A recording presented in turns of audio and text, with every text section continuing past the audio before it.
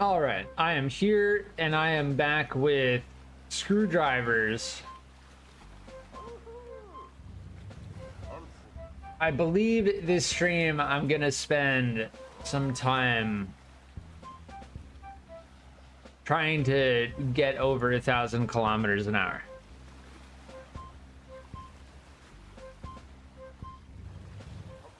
And yesterday after stream, I started working. Vasil, welcome. Welcome back. I'm doing well. How are you doing? I hope you're doing well. I started working on this thing. I also, so there were a couple things that I learned after stream yesterday that I kind of just sat down and thought about. So let's take a look. Hold on, let me plug my controller in.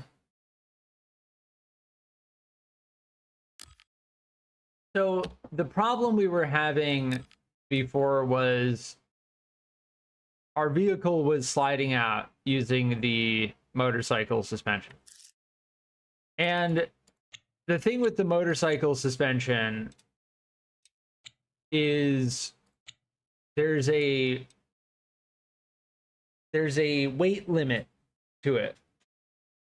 So it extends and retracts, compresses and expands based on the amount of force that is being placed on it.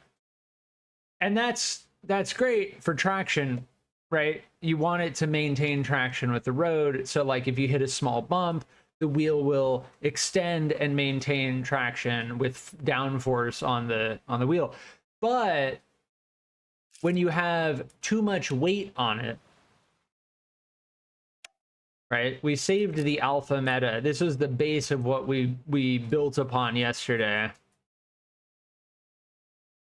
which looks great. The center of mass is a little bit close to the back, but it looks okay. I strongly suspect upon further review that the reason why this struggles with oversteer, or why we were struggling with oversteer with the changes that we made,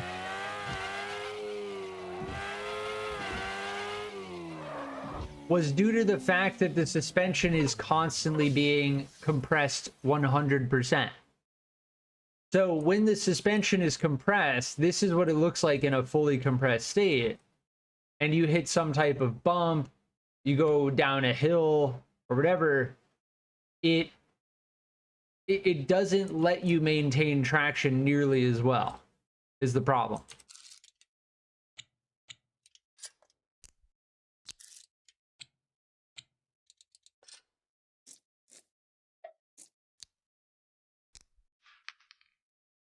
That's something I kind of thought about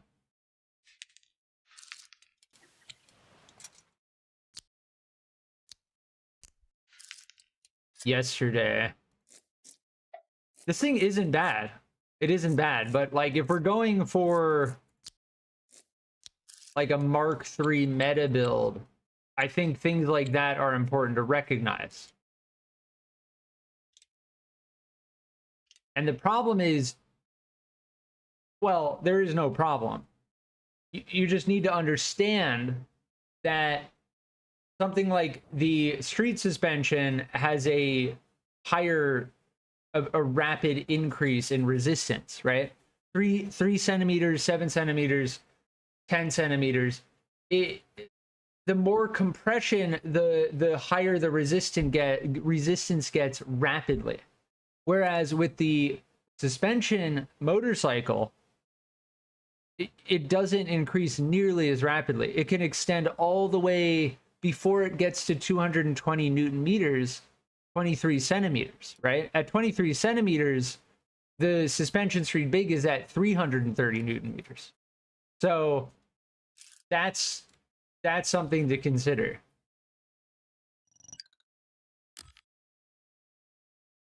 Understanding the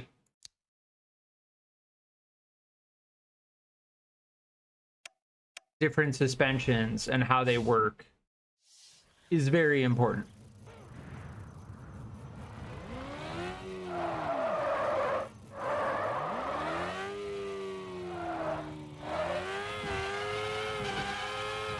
And I suspect, like, if you look at this thing, because it's heavier, right?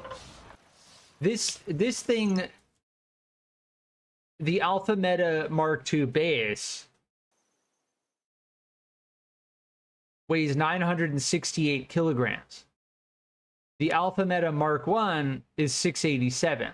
And I suspect because of that extra weight, it's compressing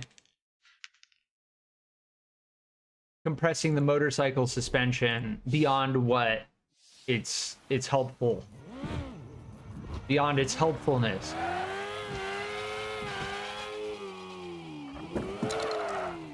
Yeah, we straight up slide out with any type of downforce on the front.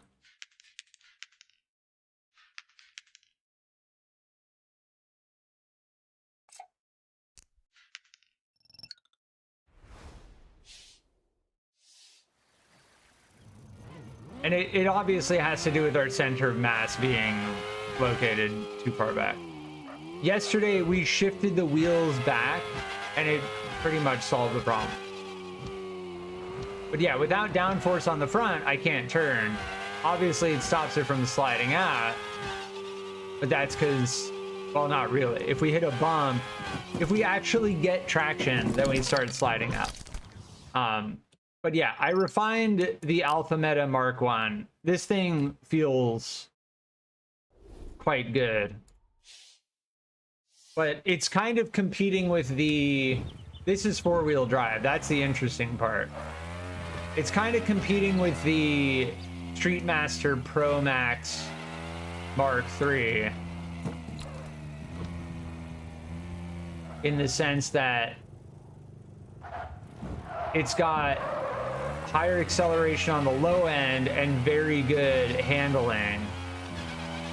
It can still cruise up to 300.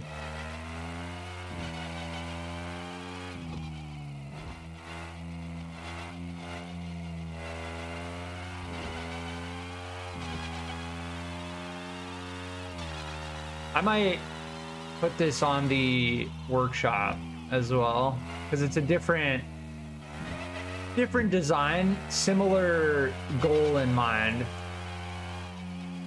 But so just to reiterate my suspicion, this is using the motorcycle suspension as well. I think part of the issue, not just with the center of mass,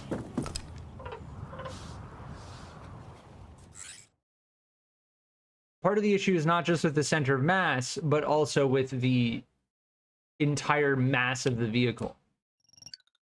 Like, all of that plays into it. So I edited this to have the race suspension, and it started to become a lot like the F1 Master Mark II. Except it has an extra 110 horsepower.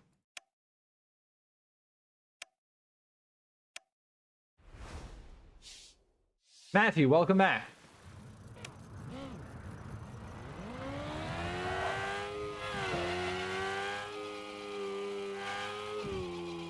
It really just depends on like what you're trying to achieve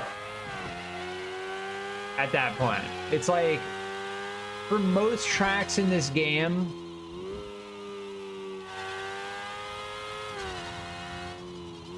you're gonna want lower end suspension and tighter handling. But honestly, because this is just so similar to this, I may just get rid of the Shark build entirely. What are you planning to do today? We're gonna try to break the sound barrier again with a new build. That's like the overarching goal.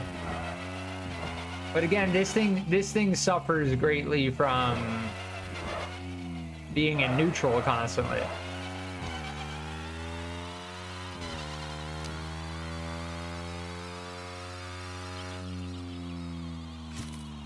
Yeah, also not great braking time either. I really think I don't like this style. Like the F1 Master is okay, but I don't think we need this. This Shark build was built off of this Alpha Meta Mark II base, which was based off of the Alpha Meta Mark I base. And I think this whole chain, that whole chain of builds just needs to be forgotten about. Because we did the same thing with the Abomination, Mark II, and pretty much succeeded. So as far as the motorcycle suspension goes, like, I think I'm good. And the one thing I'll recommend with the motorcycle suspension, again, is don't use more than 6 PW Blaze 1000s. That's my recommendation. You don't need more than 6. If you're using a quad motorcycle suspension setup, don't use more than 6 PW Blaze 1000 engines. Propellers and planetary gears, yeah. So my idea is gonna be, yeah, look at that brake time. That's so good. This setup is great. It's got a limited top speed, but it makes up for it with the handling and the brake time.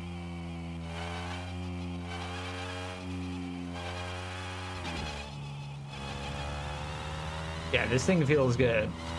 The Abomination Mark I and Mark II both feel very good.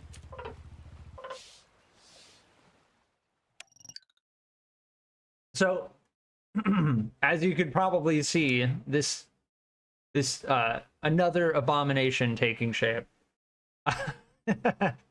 I started working on this just earlier, and this is building upon my knowledge that I gained from the Omega Falcon and the Carbon. So I'm taking the knowledge I gained from the Omega Falcon and the Carbon 1B Dragster.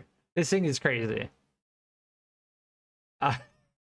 This like fully, like, I can imagine whoever built this realized, like, oh wait, you can create instantaneous force and change in direction using the downforce in the game. Let's exploit the F out of that.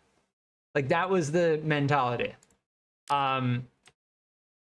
But yes, this takes a similar idea.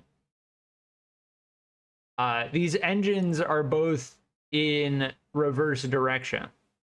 So these spin counter to one another. I recommend, so I started, when I started looking at aircraft, I started with the quadcopter. I recommend just understanding a dual propeller setup. Right? Where these are mirrors of one another, going in opposite directions. The quadcopter was a little bit difficult to understand, but this just goes straight out. Like, we can just go up. There's a little bit of wobble, sure, but I think that's because of the tail end.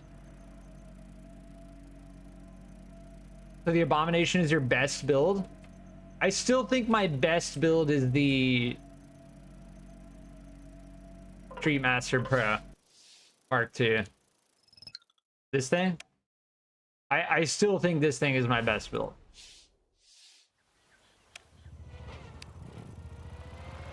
Just because of the amount of stuff that I learned building this thing. Like, it's not the best, but it's the thing that taught me the most. It's not the fastest, it doesn't accelerate the fastest, it doesn't handle the most amazingly, but it's the thing that taught me the most. And it's pretty good. Like, you could set some solid PBs with this thing.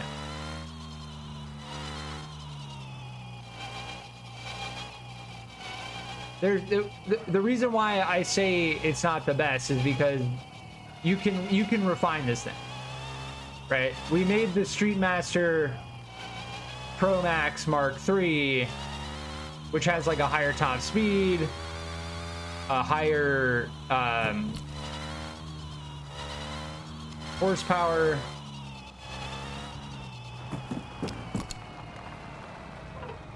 But yes, the Streetmaster Pro Mark II, this is my favorite for sure.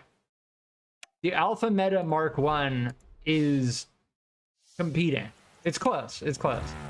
Because this thing is four-wheel drive, it handles differently.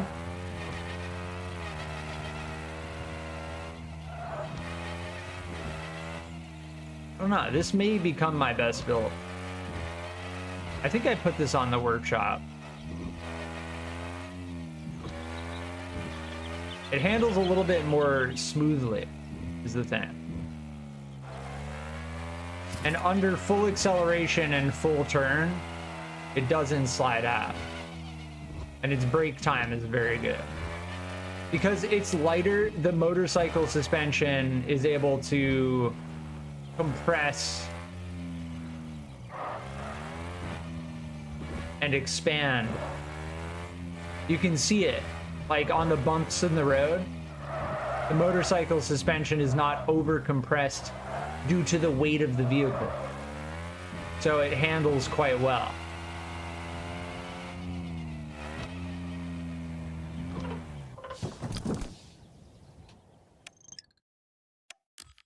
But yes, we're gonna use this to exploit the downforce in the game. I think I will use 2 electric motors, given the fact that I think it's going to be easier to have a balance with that.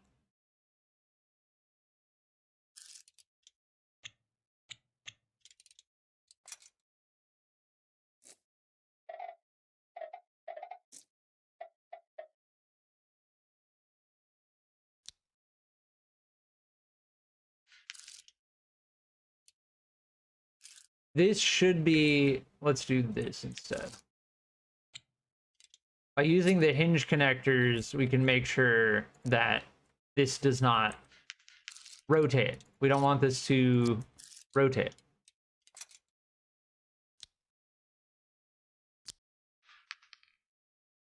That also may have been causing the slight instability. If I just do something simple like this to start out on the tail end.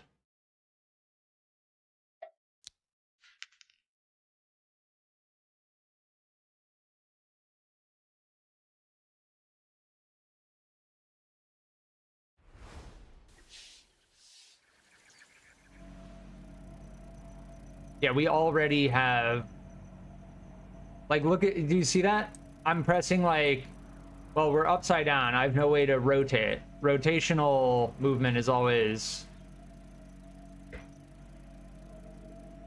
a little bit of a trick. Well, I say always. I just figured it out like, what, 2 days ago? But this is like, you can see how maneuverable this thing is, right? Like, I want to move around in three-dimensional space. Like, I can do it. But I would like the ability to rotate.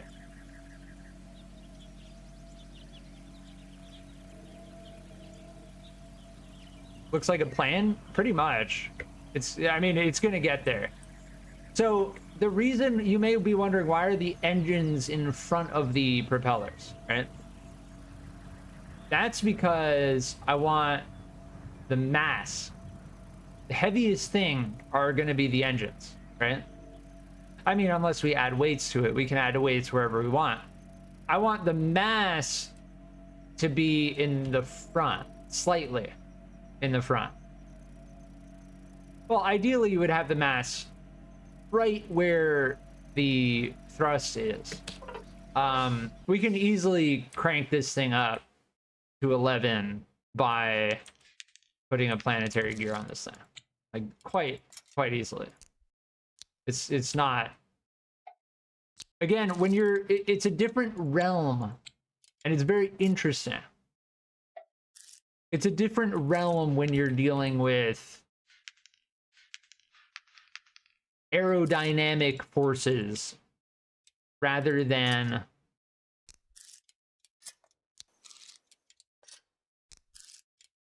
physical forces, such as torque from an engine.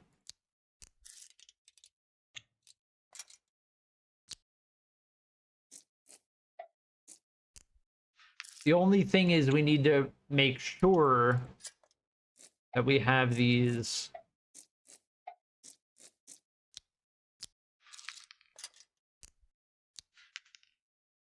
going in the correct direction. Yeah, this needs to be, I think, reverse, and then this one needs to be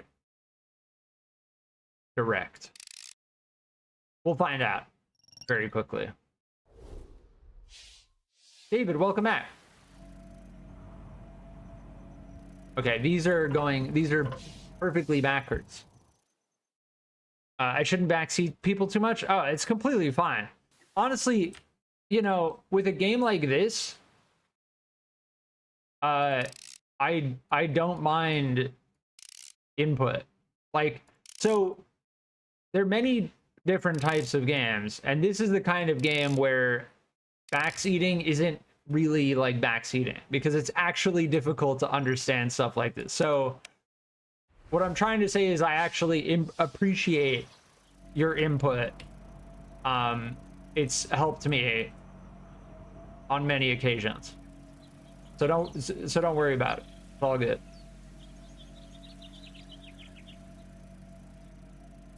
So now that we have the planetary gears in there, we're slightly rotating.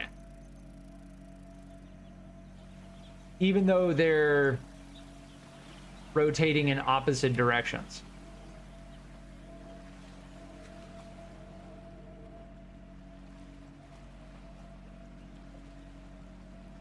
But this is the fundamental concept. And we're gonna make this thing, I'm telling you, we're gonna make this thing bare bones, right? I don't know why it would be wiggling like that, though.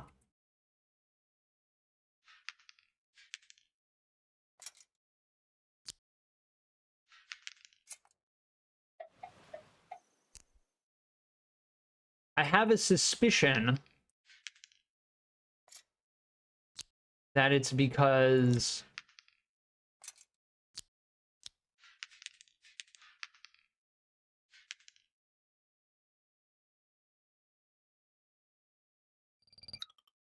the tail's far out, maybe? We'll find out. Yeah, that's a little bit, still wiggling a little bit. After we added the planetary gears, it started wiggling. That also reduces my maneuverability.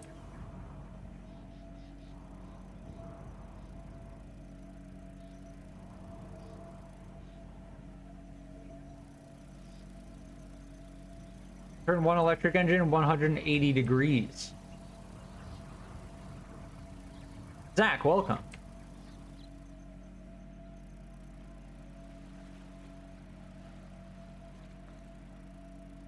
I think if we have them, if we have one of them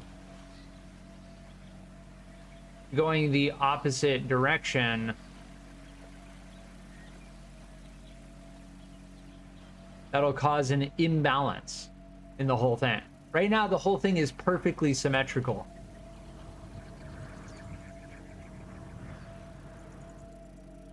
So I'm just trying to think about, like, what is causing the oscillation. Maybe it's just due to the massive amount of torque. Like, if I change these to be 1-to-1, So this design,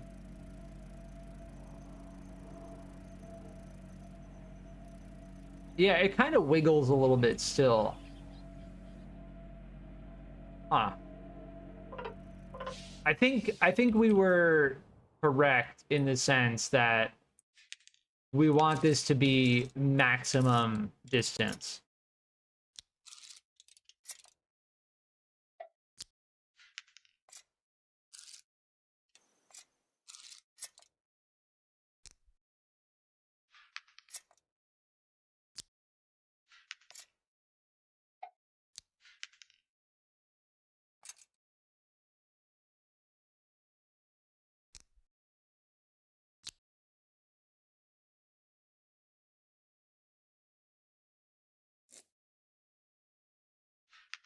I think it's going to be easier to do a 3-pin.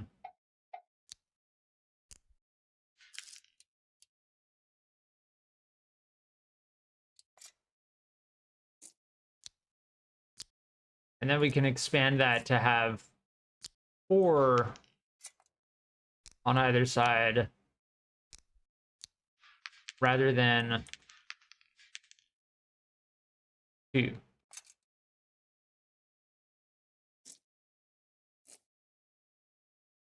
Oh, no, we can't. Okay, so we can do this.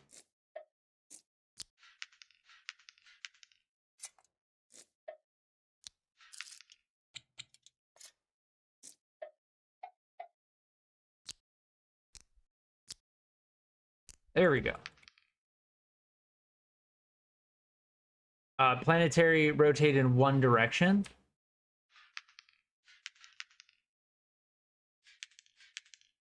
Interesting. I'll look at that in a second. Can I reverse the planetary gears? Something like that would be the case. That does sound like it makes sense. That definitely sounds like it makes sense. Yeah, I see that. But we have the engines reversed though, right? Space left control. So when we press space, this is going in one direction, and then this is going in the opposite direction. Let me just get rid of the planetary gears for a second.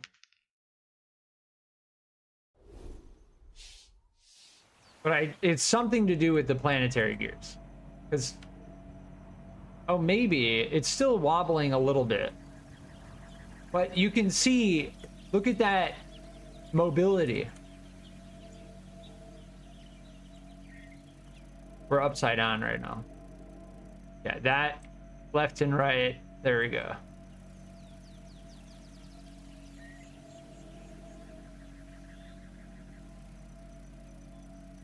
So this is kind of what I'm looking for. By extending the fins to the back, as with 2 9-length axes, we get a lot more mobility. But yeah, it was still wiggling even without the planetary gear.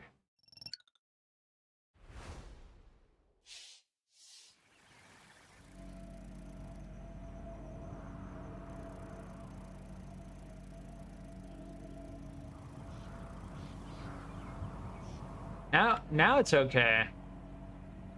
It's still kind of a little bit, but the problem I have now is that it's rotating. And solving that is a matter of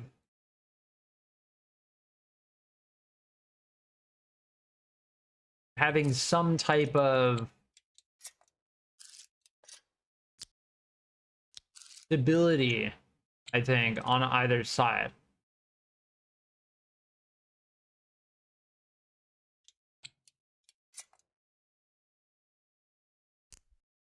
Like if I do...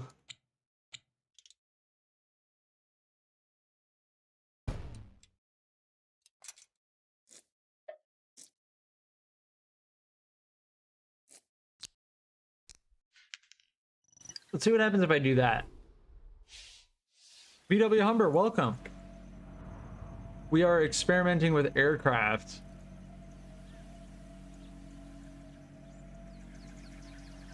And we're finding that we're still rotating, even though our blades are spinning in opposite directions.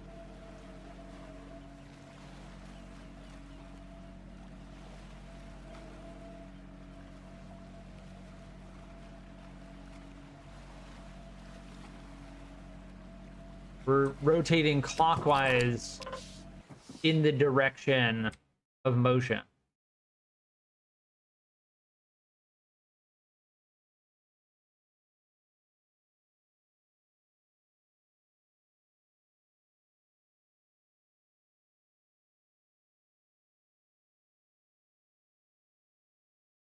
Ah.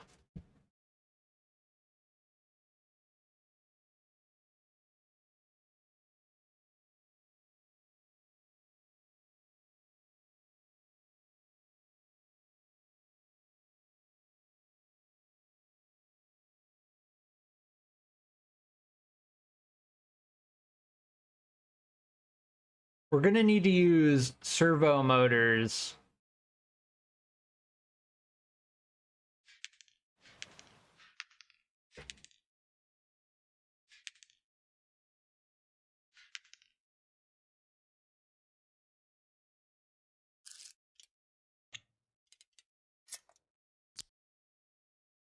to rotate a fin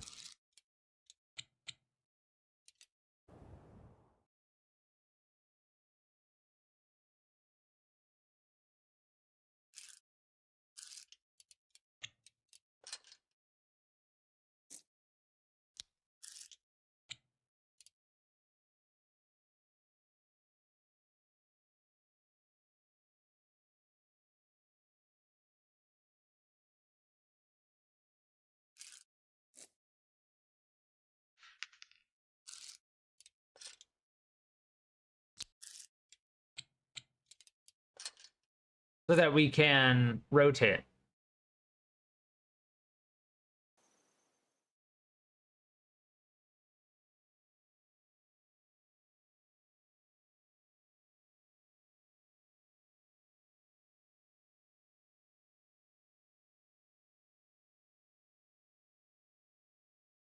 I think we need to do it like...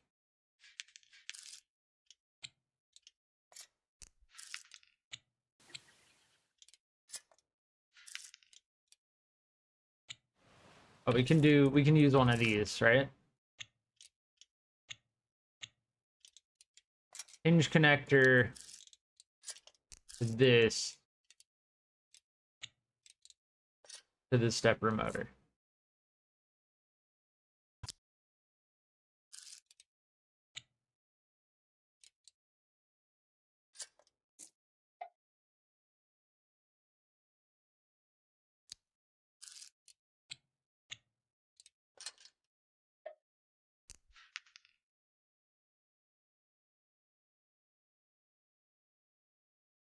John, welcome back.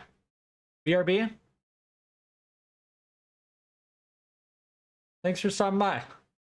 Yeah, apologies. When it comes to rotation, for some reason, I always have an issue with the stepper motors. Understanding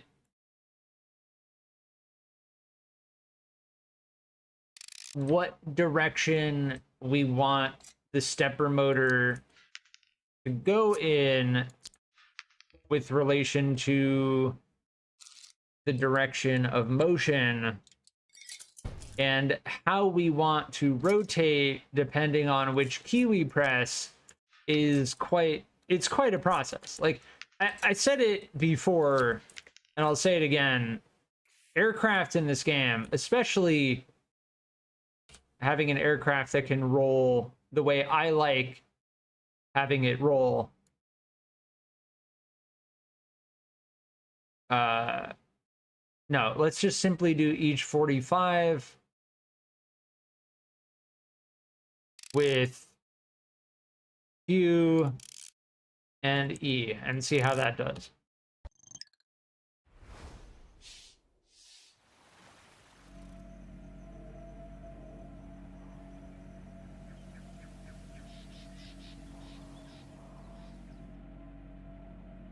Interesting. We could do a dual.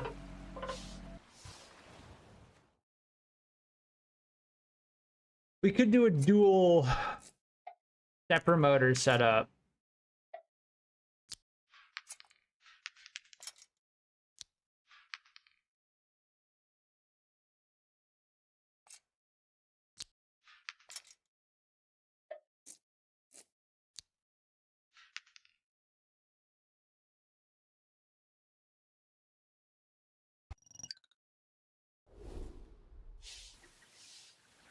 But this, I think, is going to be the simplest way.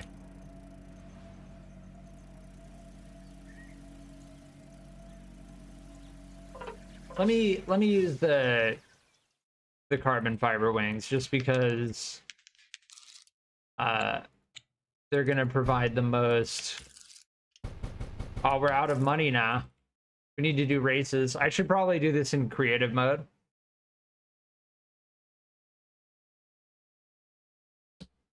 Let's hop over to creative mode so I don't need to get coins.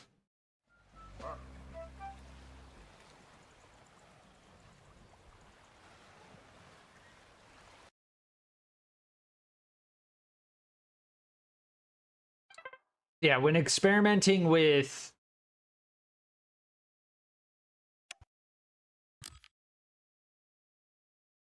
aircraft, you need a lot of carbon fiber wings.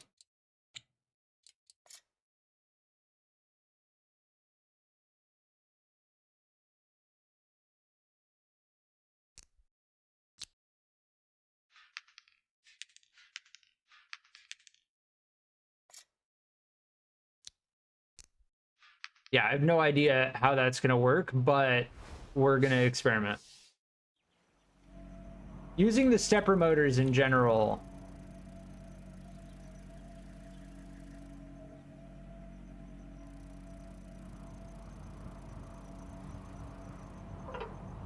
is kind of difficult because of the way that they stick out. Now, if I could use a pin in the front of the stepper motor, that would be very helpful. But unfortunately, like, in order to get something in the direction of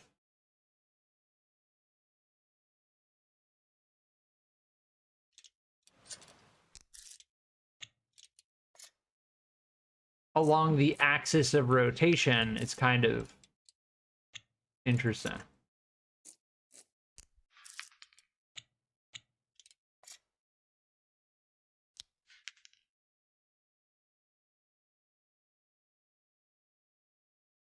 Let's just try this setup, because this whole thing will rotate. It'll rotate along this axis, right?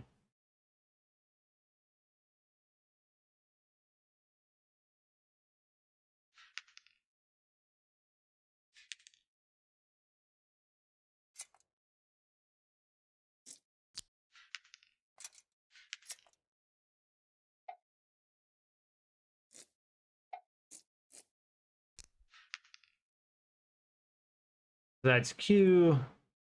This is E.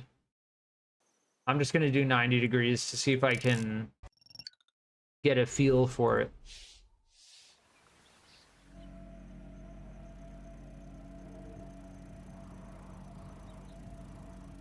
Q and E aren't moving it at all because they are getting blocked by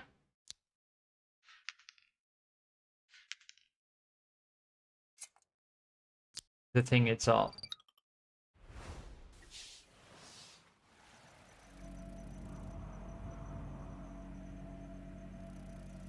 Oh, both of them are mapped to Q.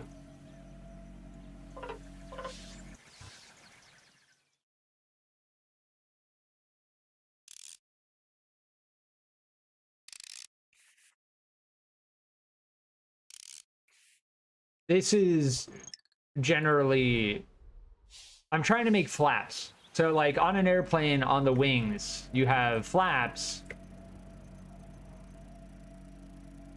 which are used for rotational control. Now, these are spinning the exact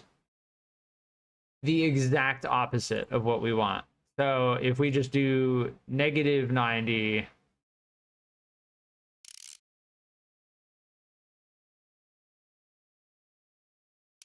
that might work.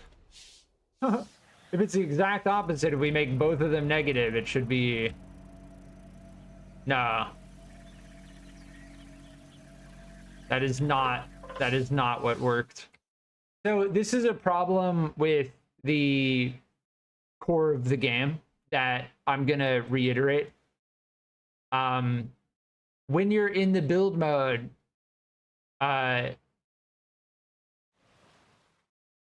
for instance, if you have,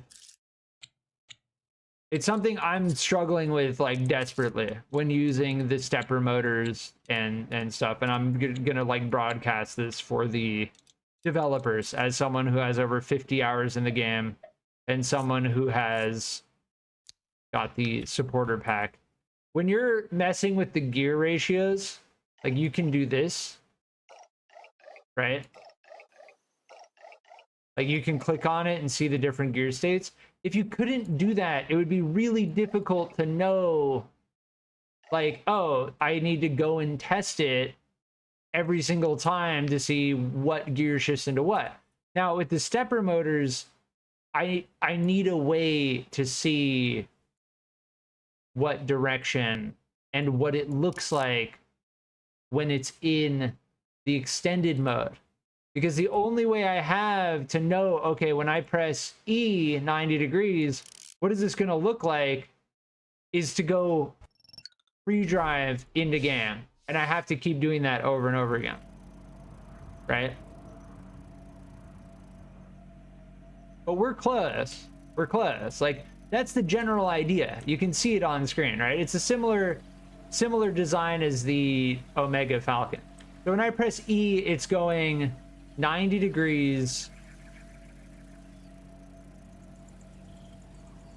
We need to flip the wings. I'm pretty sure we need to flip the wings. This needs to be going the other direction.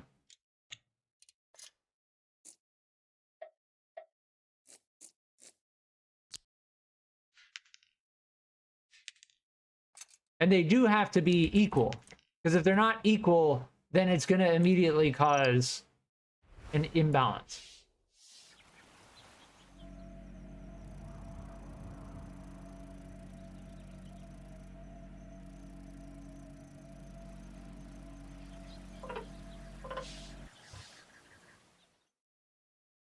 We may need two stepper motors.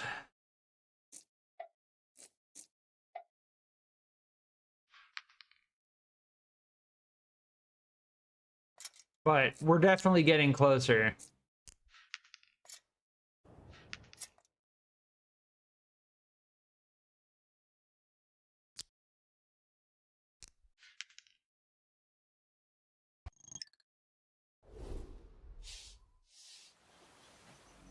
Dawnbreaker, welcome. I feel like there's some asymmetry going on. I don't know. There's got to be something. It's got to be something to do with the...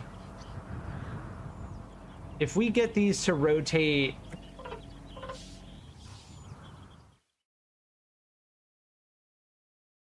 at 45. I think we'll be very close to a solution. It's got to be something to do with these.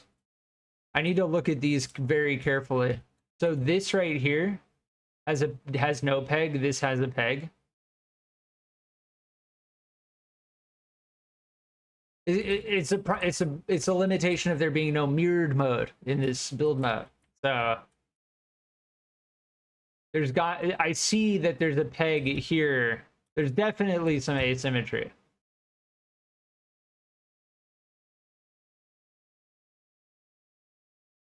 Does a central shaft spin? No. The whole thing is connected by a connector. A hinge connector.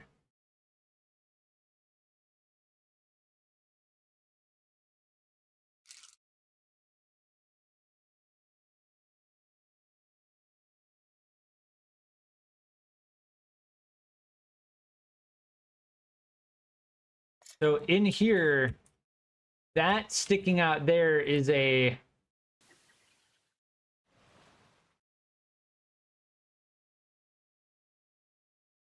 I do it like this, the way these were built, I may need to go all the way through them again.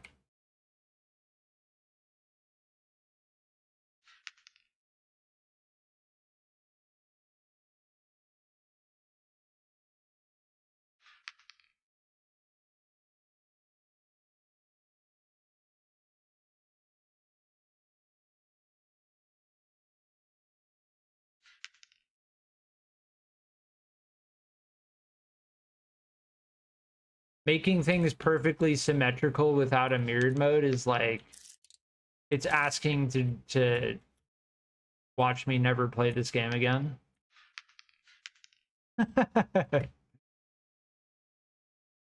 And this game is fully capable of having a mirrored mode.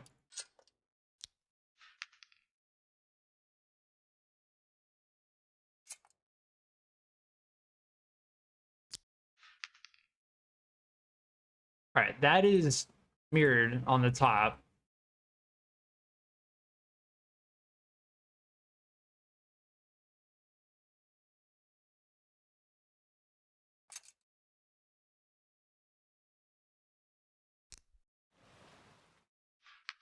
Like, I trust that the devs are capable of that.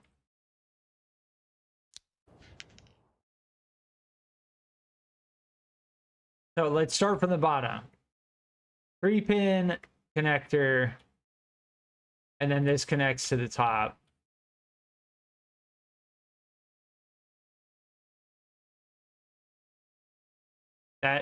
That's not going to be connected though completely. 3-pin connector, and then there's something. But yeah, this is the part that's not entertaining. But being very brutally honest. Build modes that don't have a mirrored mode.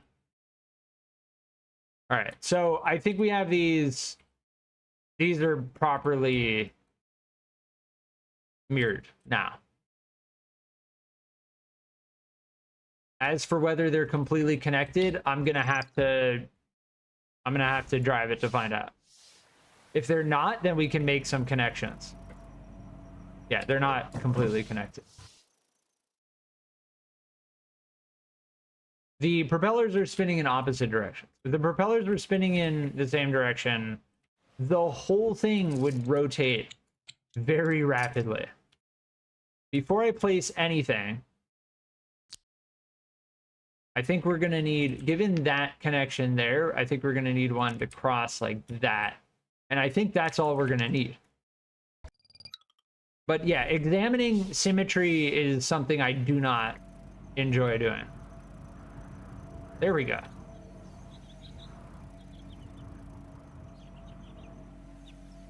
All right, that's causing, even though we're producing downforce at an angle, we're slowly rotating. but we're also turning rapidly.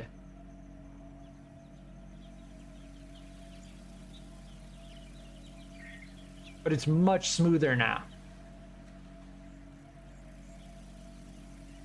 So this same concept here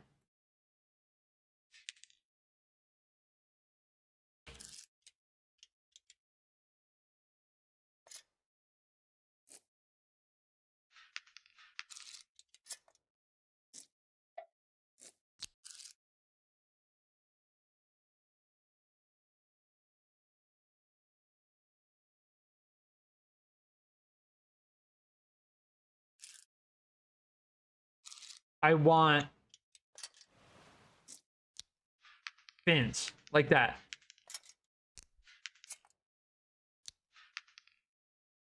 Same exact setup,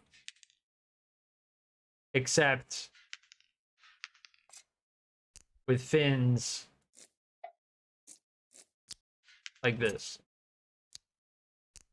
And that might work.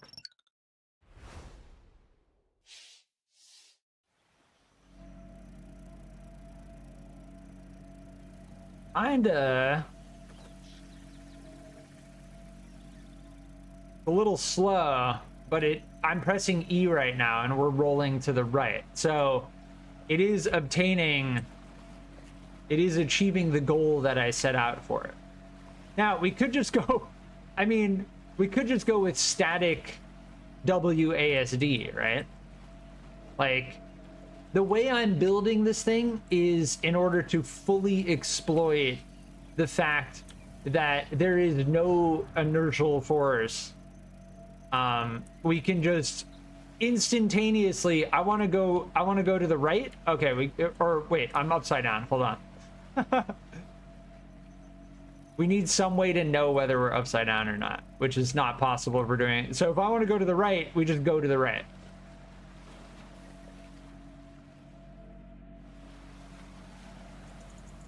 If I want to go to the left, we just go to the left.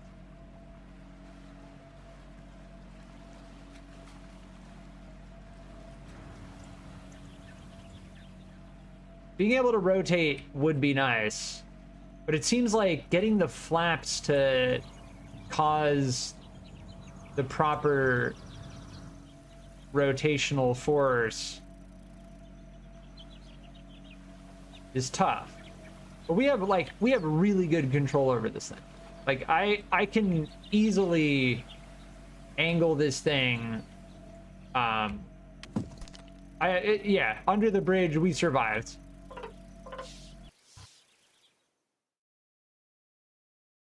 Now but J Crown, it doesn't go fast. Yeah, we could just add more planetary gears. There's no torque. There's no like thing that's stopping us from just creating an insane amount of RPMs. I really want to get this down though. I really want to figure out. So if I do it like this instead, like I feel like I'm almost there. Like we're learning. We're learning. The Omega Falcon modifying the Bluey helicopter was fantastic. But now we're trying to make our own build.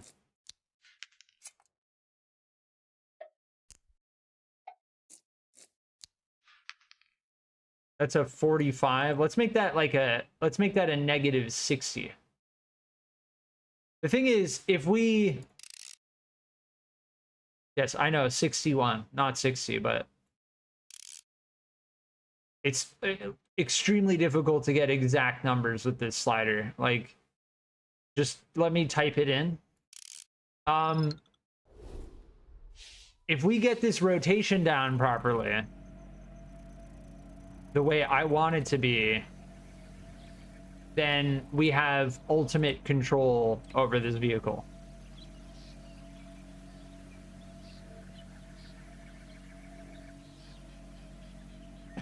Like, you can just angle in any direction pretty rapidly.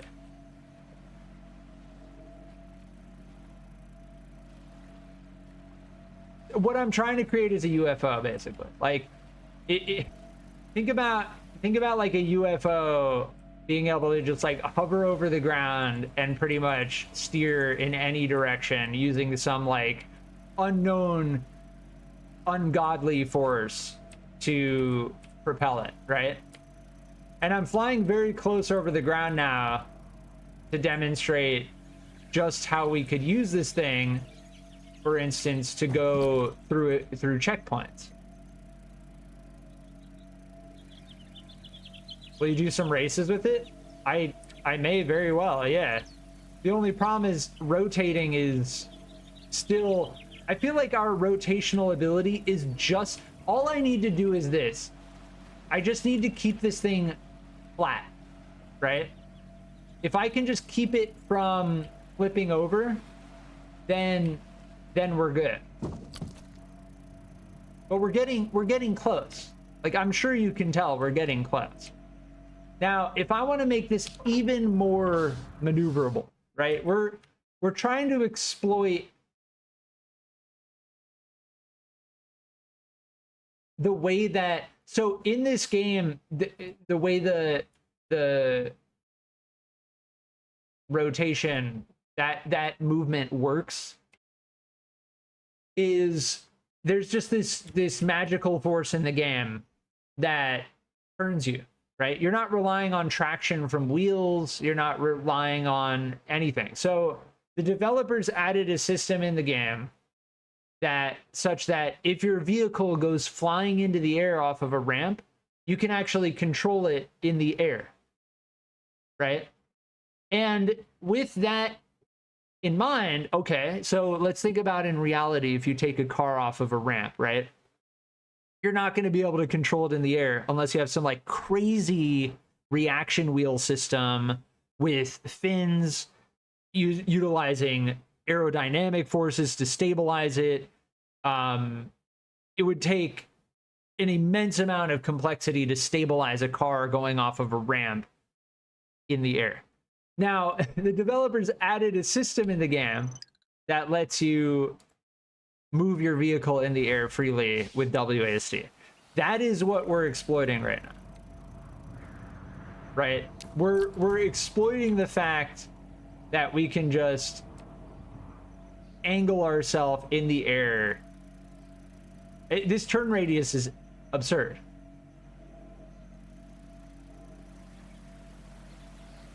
And I'm reiterating this very clearly because if we expect to make anything very, very capable of hovering over the ground stable without hitting the ground, then I need to exploit it in the fullest. And we're getting there. We're getting there. Like, I can keep this thing very controlled over the road in three-dimensional space, right?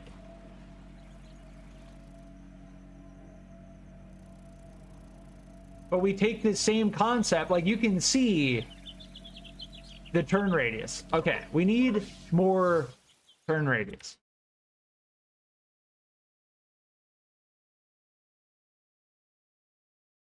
Jojo, welcome back. You can cheese it with a spinning weight on a motor in center, bind the motor to Q and E. Oh, to rotate?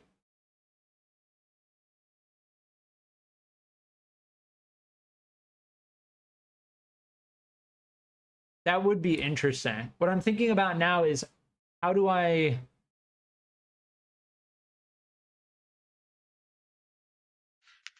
extend this? Hold on. I need to create an opening here and it's difficult.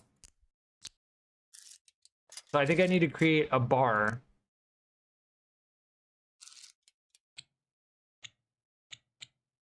Yeah, this is sideways.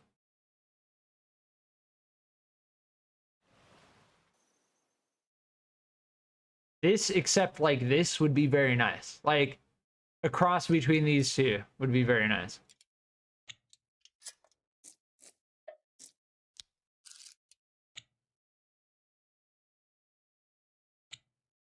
But it's okay.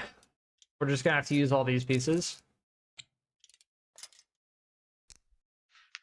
There's probably a simpler way to do that, but I don't care.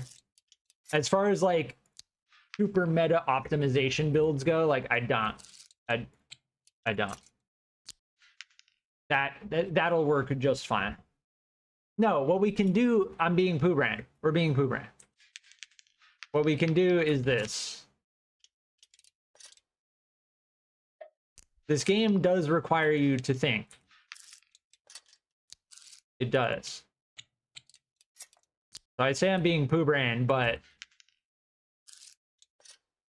this game actually requires quite a bit of thought. There we go. Much cleaner. Whatever you want to use to roll. Okay. We're good. Yeah. Yeah. See, I like being able to roll rather than just doing static WASD. Like, I feel like, I mean, we could do full-blown UFO style, right?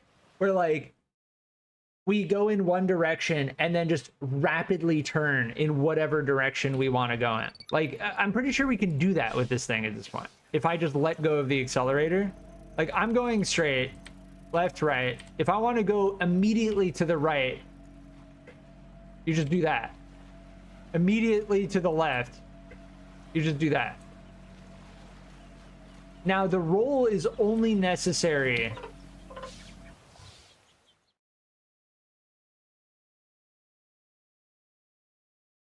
in order to make sure that we don't flip. So I don't have to think like, oh, I'm upside down now, or I'm sideways. Now I need to press S instead of A, or, you know what I mean? Doing that calculation constantly is like, it's a little too much.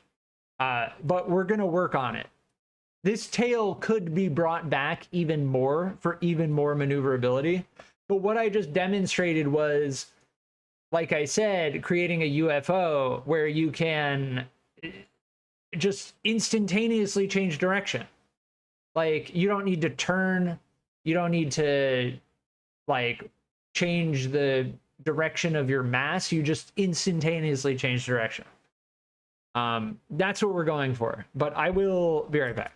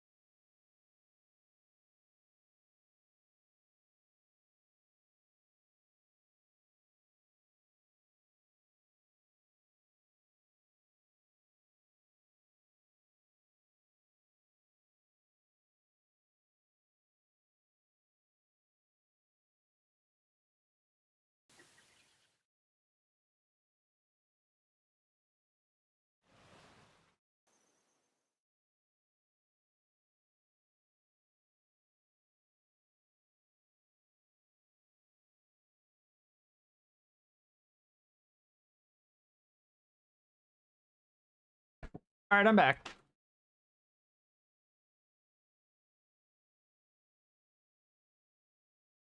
If you've been enjoying my videos, please like the video. If you've been enjoying my content, it helps quite a bit. I don't say that often. I like to say it after like I get back from a break or whatever.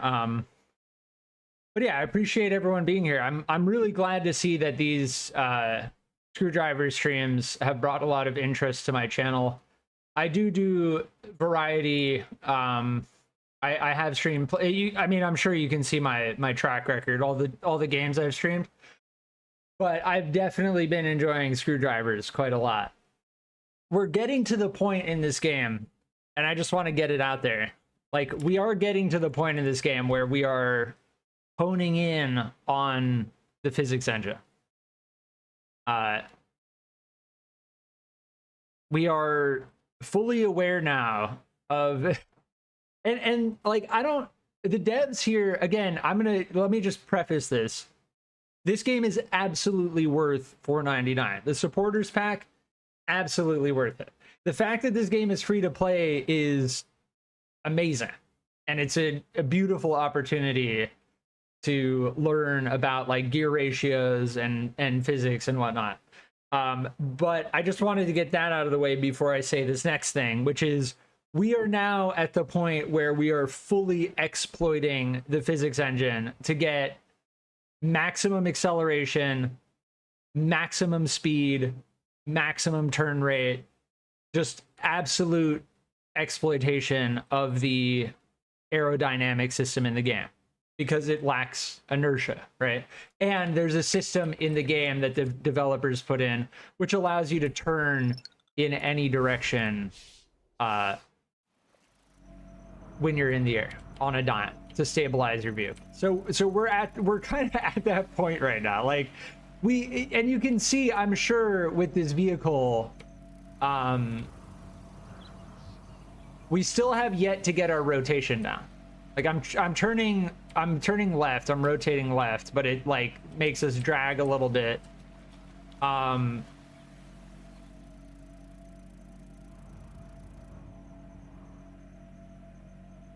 And we can make this thing faster too. I will make this thing faster. The problem is the camera system in the game, right? So the camera system in the game, I don't know, I just kind of like cruise past the speed trap in the air. The camera system in the game kind of has this like rubber band. If you look at how we're actually looking at the vehicle on screen,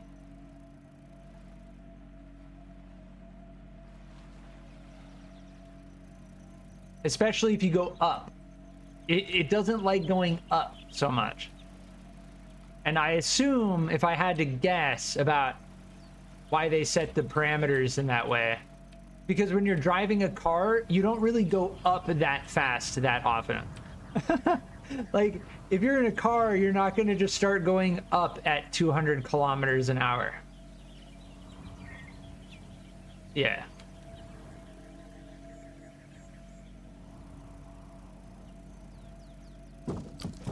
All right, let's get more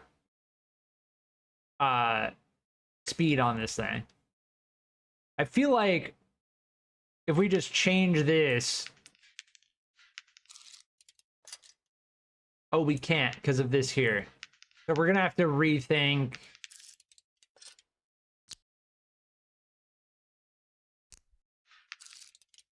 Again, we don't need to worry about aerodynamics at all.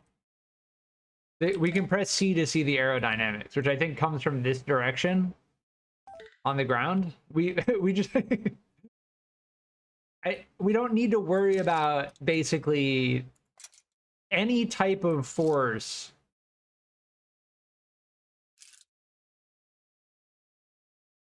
What would happen if I did this?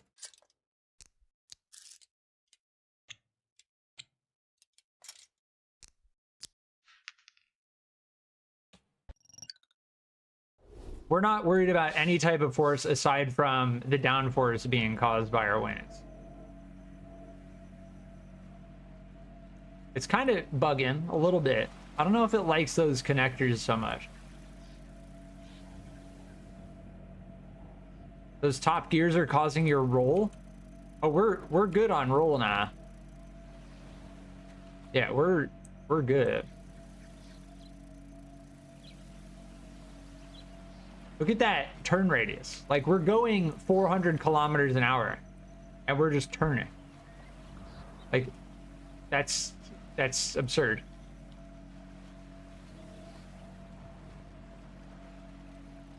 Yeah, I'm not rolling at all now. We're good. Dawnbreaker. Now, when yeah, this is opposite now. I need that to be not opposite. Physically, why would that be rolling that way? Nah, we don't need, so we don't need those at all.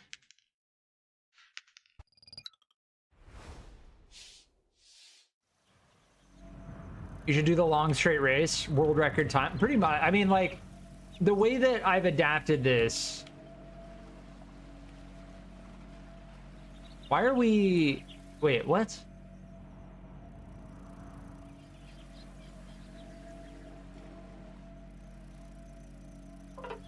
Why is this... This is straight. Right here. Well, what? Sometimes this game just... Yeah. Let's just do a 25 degree. Just like a subtle 25 degree.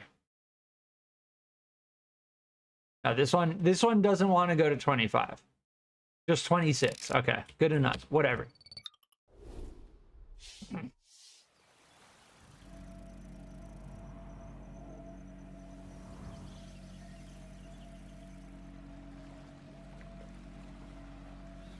Why are those not straight? Game. Why? Do you see that?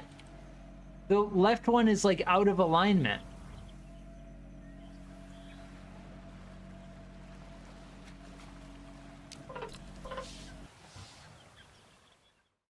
This is hurting my soul.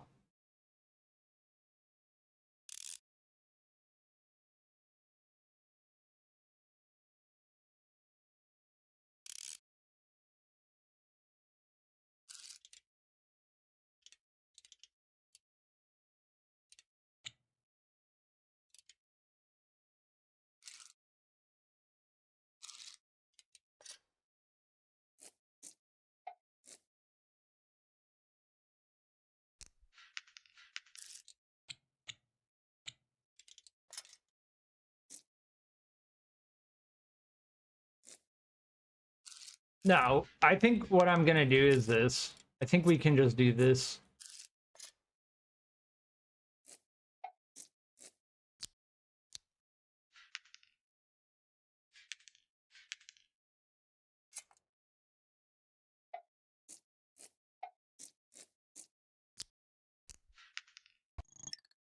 I don't know why it's starting.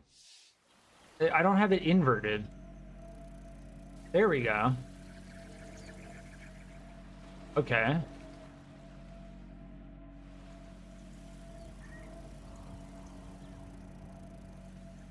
And now we're getting a slight amount of lift constantly.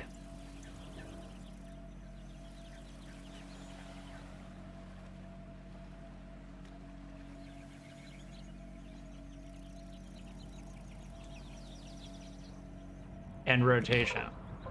I don't like the stepper motors. They're starting to bother me.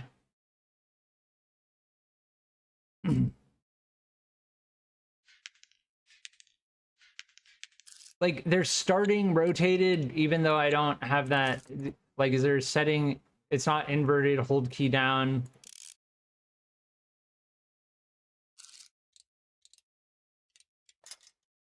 Like, the stepper motors are already very difficult to use when it comes to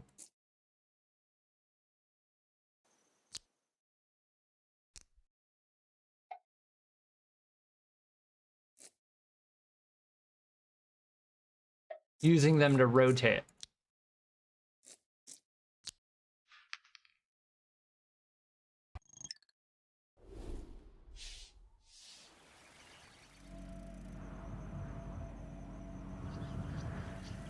There we go.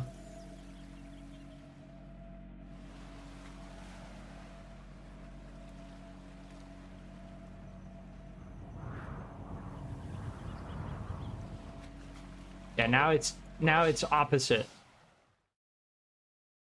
So we need this to be E, this to be Q. And that should work. It's just, it causes a little bit of drag and turning, but no, now it's... Why is it... I just changed the keys, but it's still opposite. What?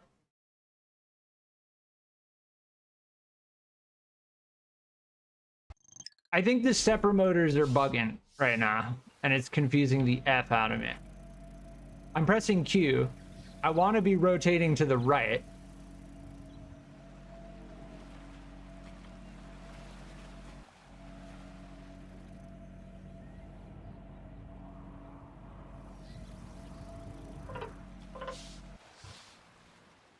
If I flip these, Q to E, E to Q, and then that's all I change. That's all I change. And then I go here again. Okay, there we go.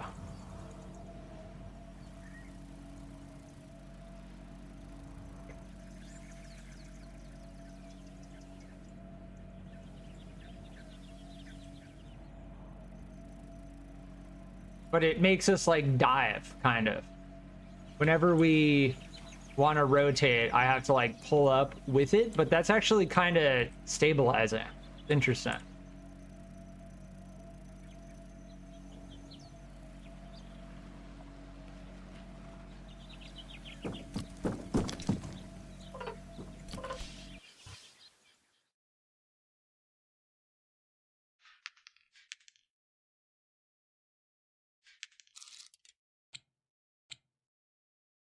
We would need, so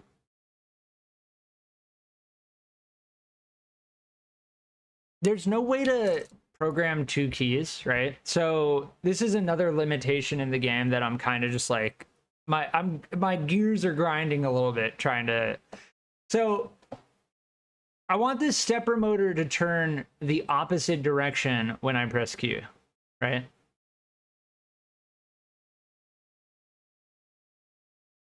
Like, I press E, it rotates. I also want it to rotate the opposite direction when I press Q. That way these rotate against each other, thus causing a significant amount of roll. But I'm limited in the fact that I cannot...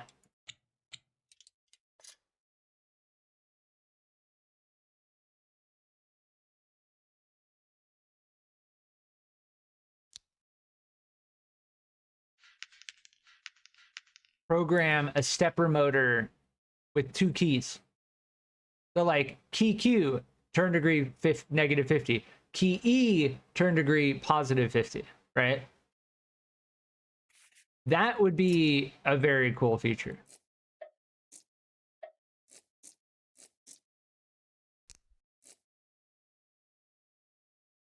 And I'm not like, don't get me wrong, I'm not hard poo-pooing on the game. Like, that is a very advanced, relatively advanced thing to request. Okay,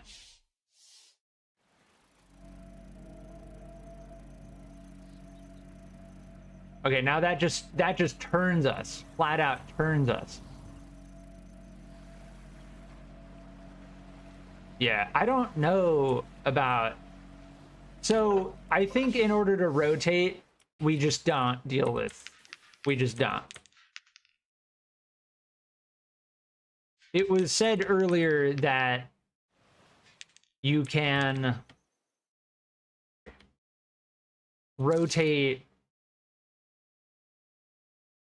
by using a motor to spin a weight. And I think that's going to be the simplest way. I'm going to stop going nuts over creating flaps with stepper motors And instead, we're going to work on using another methodology.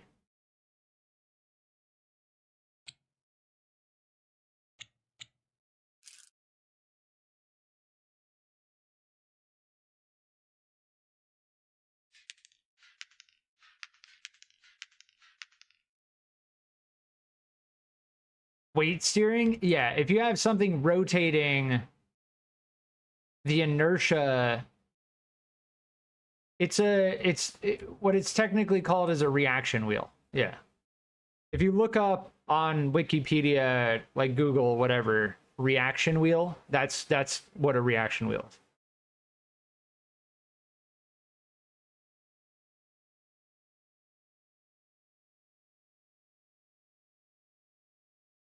Now, the problem is, how do we get a reaction wheel set up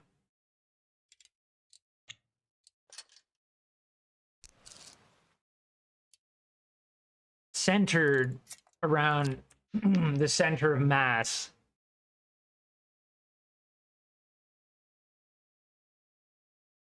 I think we just have to end it here. I think we don't need anything else in the front, right? Yeah. If we don't worry about continuing it forward, and we can also continue it here or through here, that's fine. So I need this to spin, and I need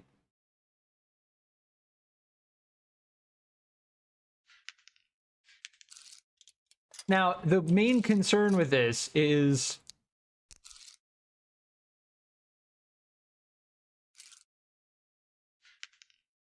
connecting these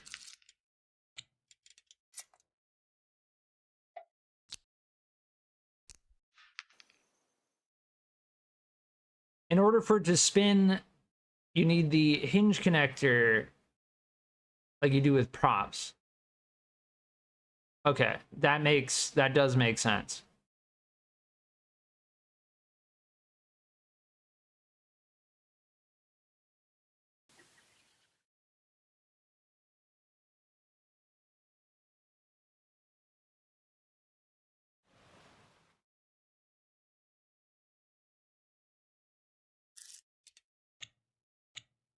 Now, the way we have this set up, we can make this whole thing rotate. So, like, if we need the weight to be perfectly centered.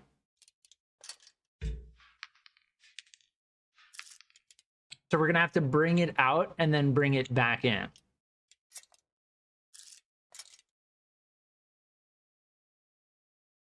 Yeah. I'm gonna do this for even more stability.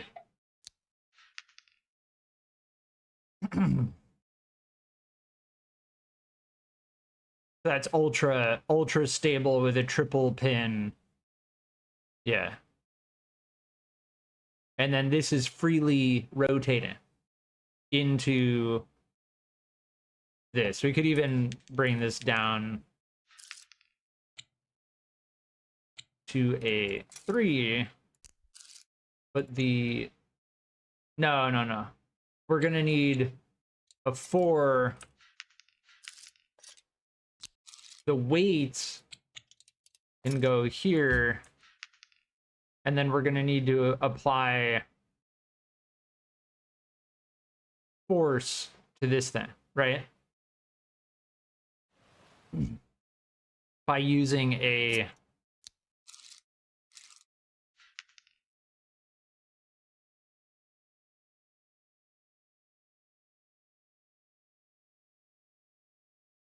No. This is gonna have to be. Can you do that?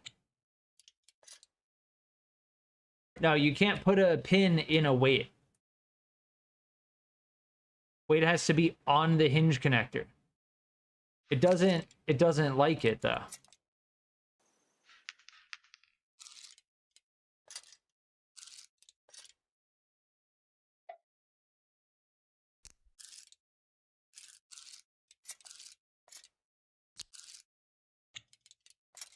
Oh, there we go. Yeah, for some reason it wasn't letting me. Okay.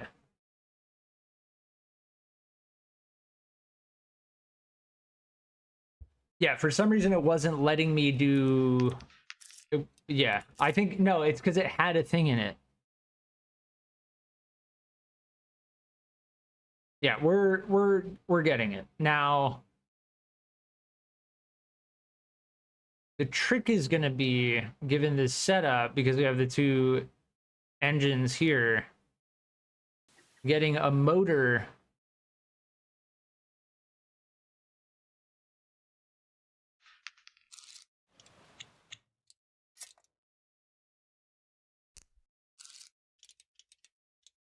we're going to need two motors, right?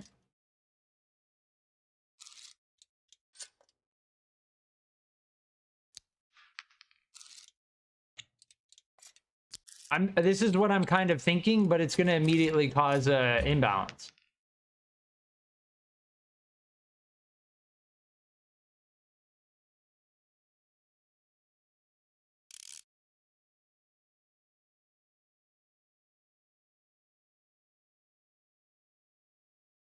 Let me see what happens if I do this. Oh, that's not good.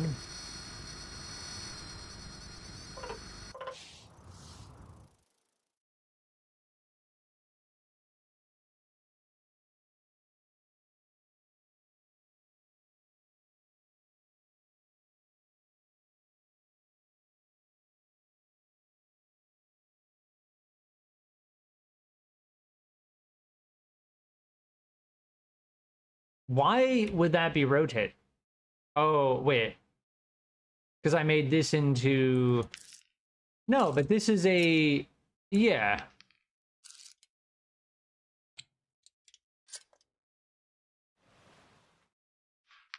Okay, I think I know what I need to do.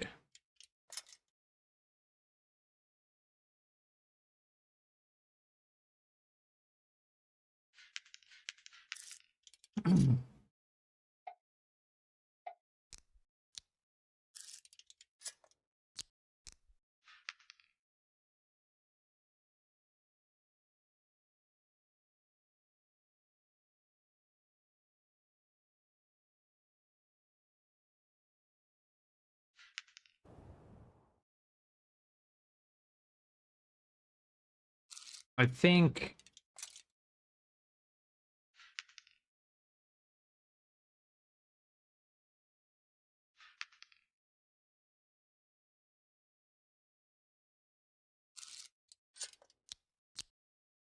like that. And then like that. Maybe? Nope. The whole thing is now rotating around that point. Why? Because this right here... Ah, that's why. Because this right here is a axis, not a pin. That needs to be a pin.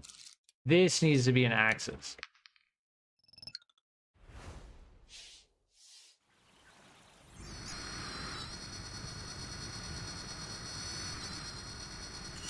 Now, the whole thing is rotating around the weight.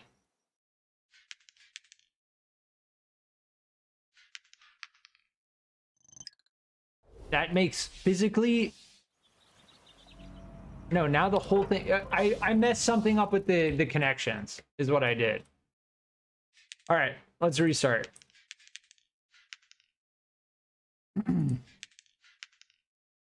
These can't be like that.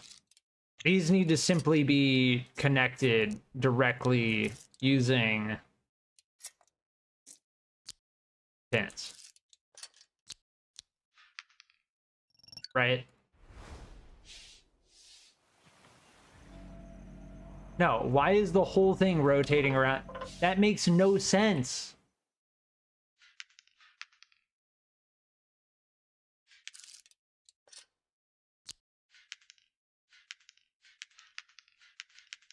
I'm so confused. So the way that these work is such that if I put an axis through these, it shouldn't rotate around the center.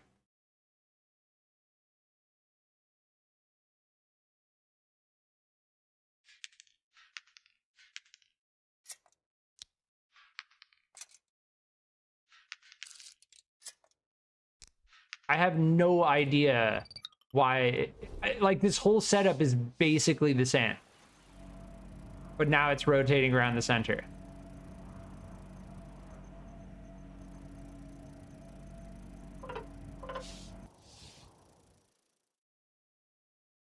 Did I change the engines?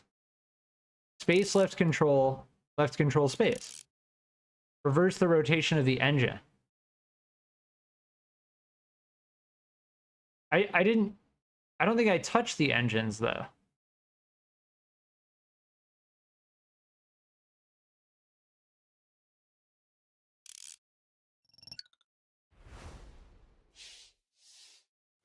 Also, Red, welcome. Yeah, that makes it go backwards. Now, we need these to be the way they were.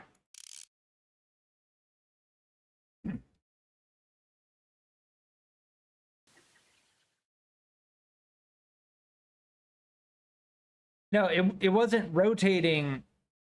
It wasn't rotating because it was going down.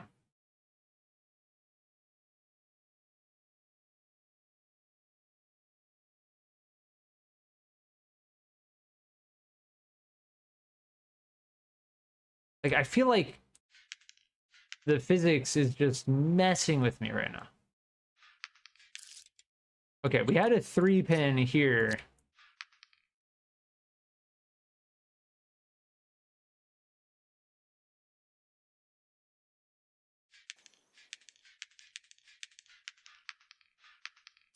Like, I need to make this ultra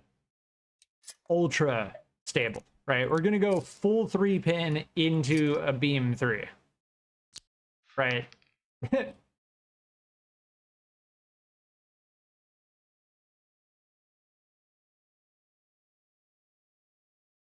Ultra stability.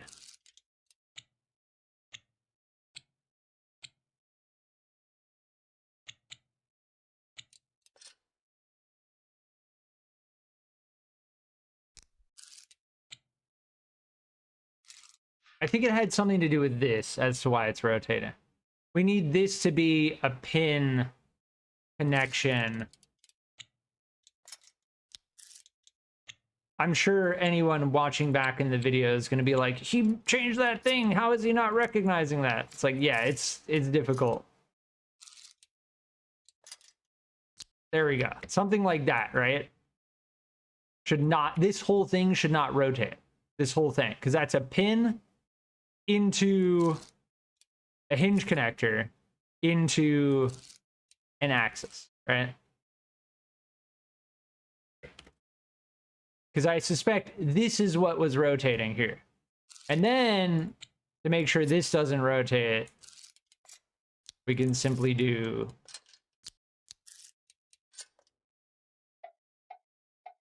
this again.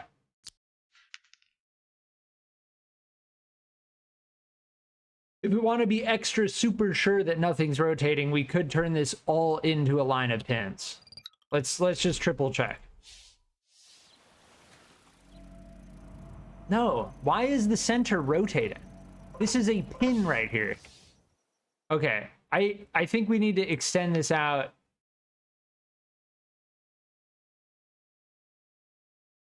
This is a pin right here. Why is it rotating around us?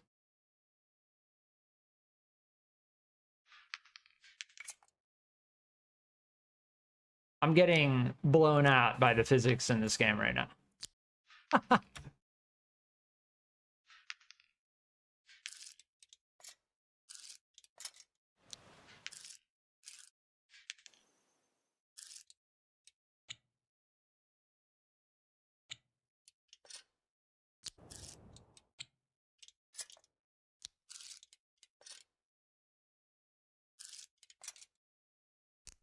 It's kind of one of those things where it's like, oh, you had it, and now you don't. Rip. Yeah, 3-pin. Oh, wait, hold on. These are not connected now. Okay, so this needs to be... Let's think.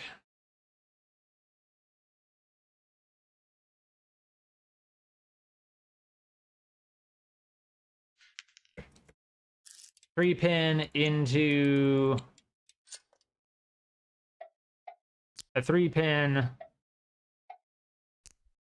right? So that's connected by 2 points into that. And then we have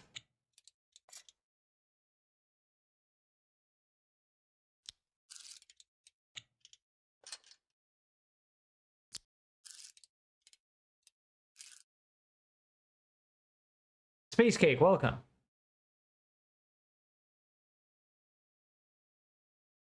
I'm going to take a break to make a video. A bit addictive. This game is very addictive. I highly recommend playing this game.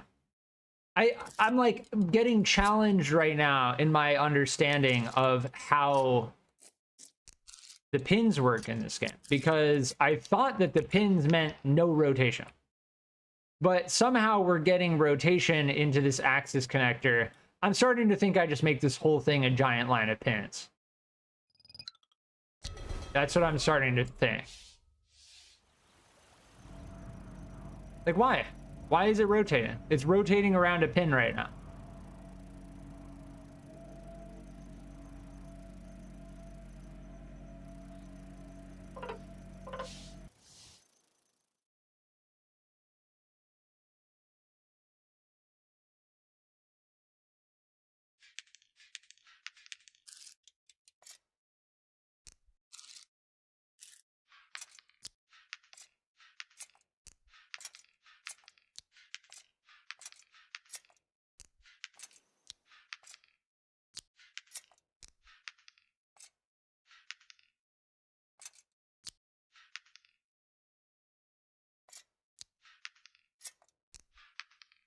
The axle will allow it to spin in the holder.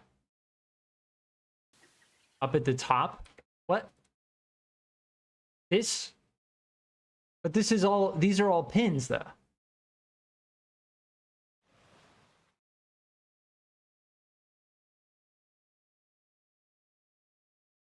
I'm just like losing my understanding of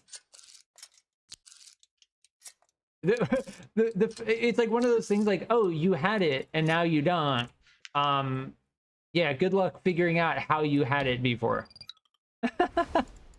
Because the engines are the same way they were before.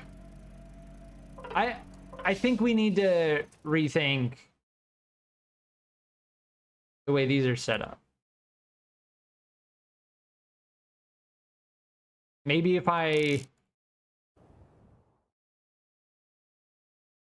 left control space, space left control, I don't know. We're just trying everything.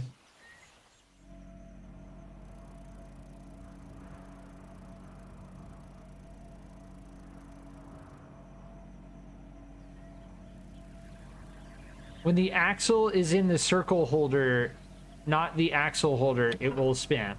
That doesn't help. I'm not sure. I'm starting to think that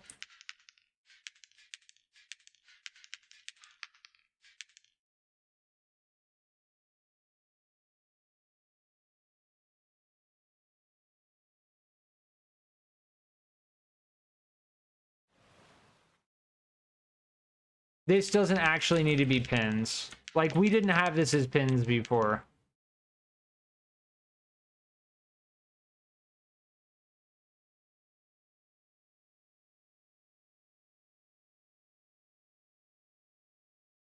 Yeah, we had it connected in a very particular way previously. And I'm almost certain I used...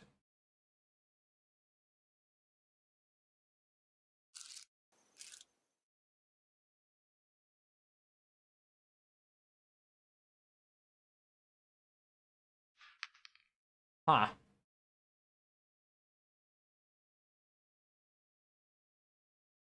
I still think that a 3-pin should work here.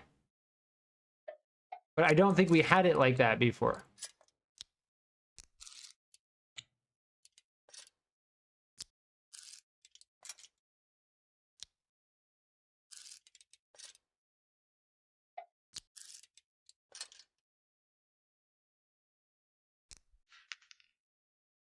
Yeah, no, this needs to go into that, like that.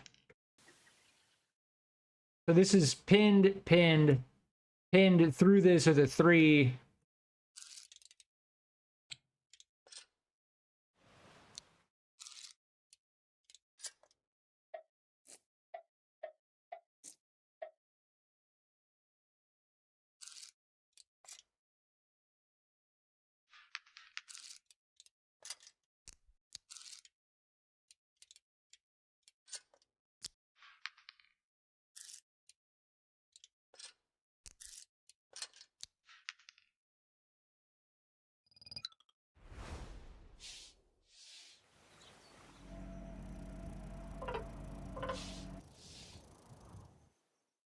Both engines rotate to the right. Yeah, no, the thing is we had it like this before. Key forward, key backwards. Key forward, key backwards, right? They're opposites. So left control space. So this goes backwards when we press space. This goes forwards when we press space.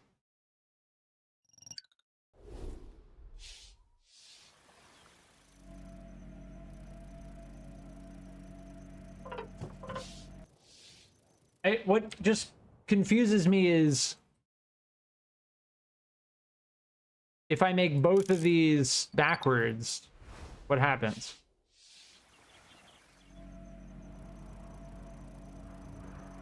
They spin in place, right?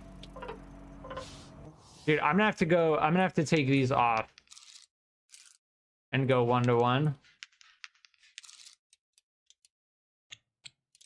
This is the kind of stuff that makes aircraft the end game. Because, like, you think you have it, and then you change something, and the entire thing starts rotating for some reason.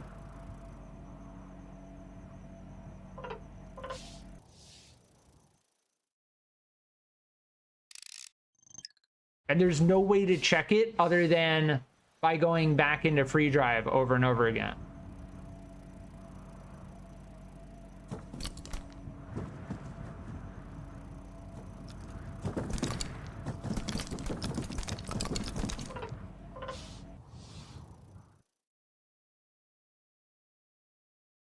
Are your tail fins connected? No, they're not. But is that... Oh... Is that what's causing it? Why would... Wait, why would that be causing it?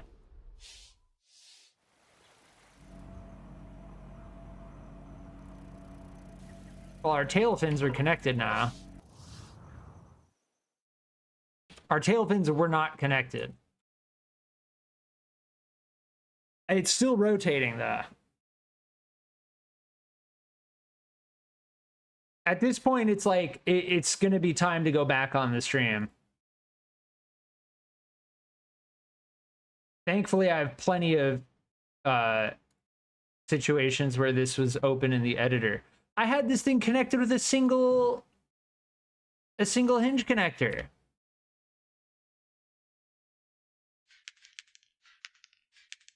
This was connected here, just like this. That's it. That's all it was. So it's definitely not that. That's how we had it before.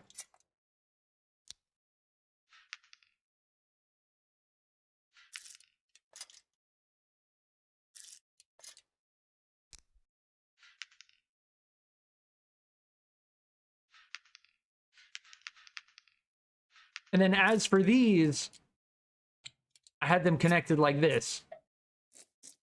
Once we get this thing stable again, we'll save it, so I don't have to roll back. Yeah, this is how I had it set up. With the two...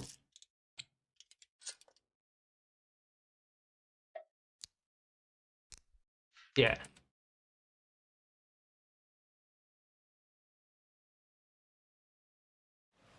Are your props turning the right way? Yes, because we're gaining altitude.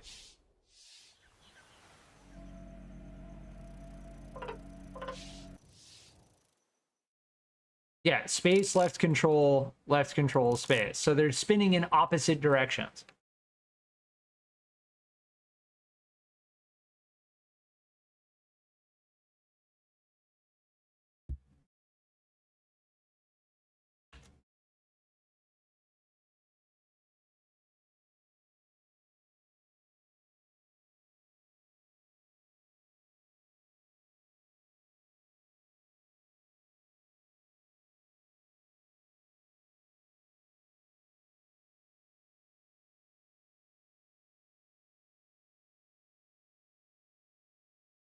Yeah, I'm pretty stumped. I don't think we touched the motors.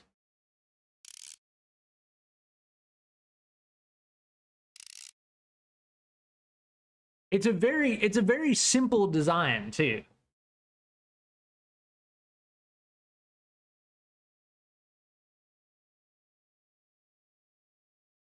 If you make both go the same way, it cancels out the rotation. No, you need them both to go the opposite way.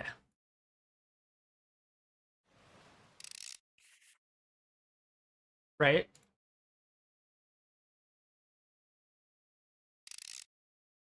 Left control forward, backwards is space. Space forward, backwards is left control.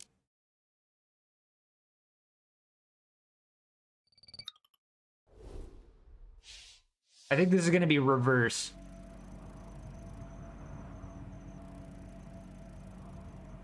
No, this is the thing. The fact that it's even rotating, what is it even rotating around? The whole thing is rotated. It's like when we messed with putting the weight in the center, it's like some type of rotational center was put in that it's spinning around.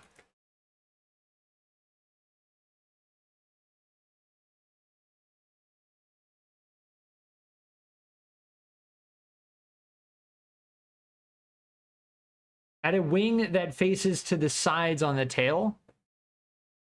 No, again, this is a force that's being caused that is not going to be solved by aerodynamics.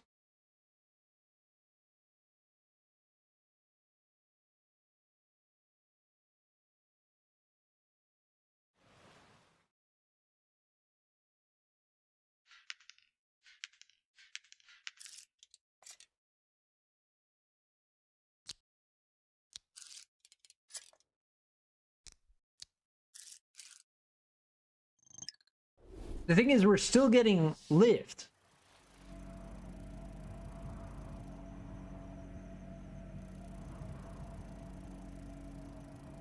That's what's weird.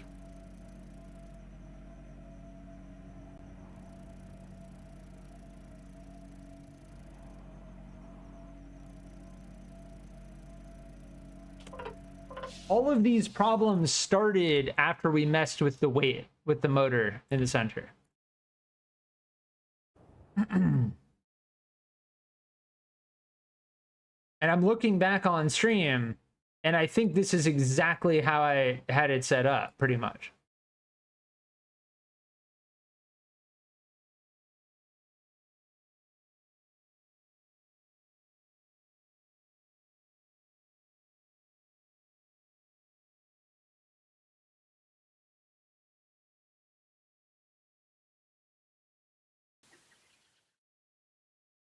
We can try to make these both the same. Like, we can try every single configuration, but I don't think it's going to matter. This is like a very clean setup. It's not complicated. So that's being forced down into the ground. So let's make them both the opposite.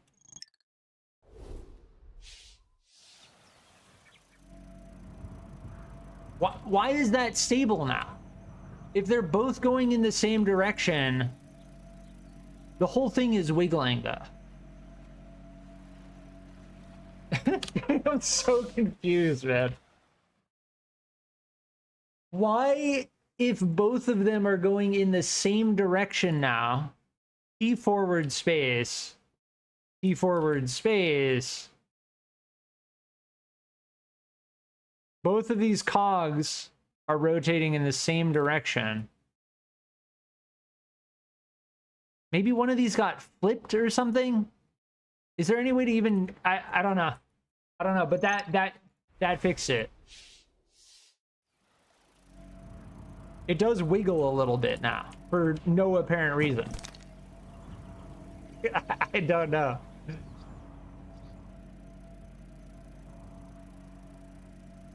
Yeah, that's a mind boggler.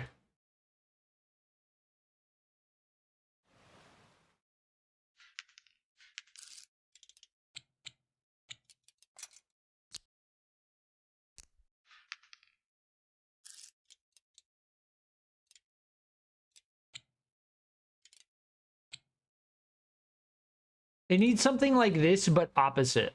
Desperately. Like, why is there not this, but opposite in this game?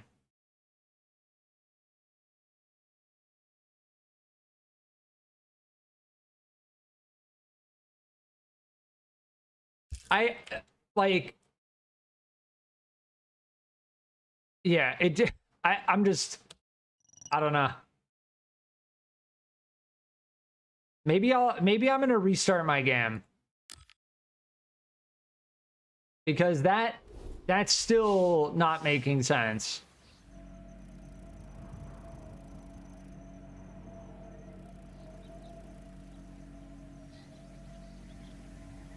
Game thought the engine got flipped? Yeah, that's the only thing that makes sense.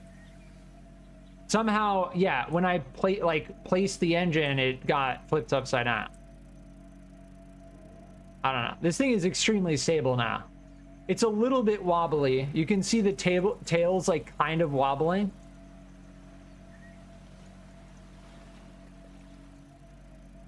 No idea why that's happening.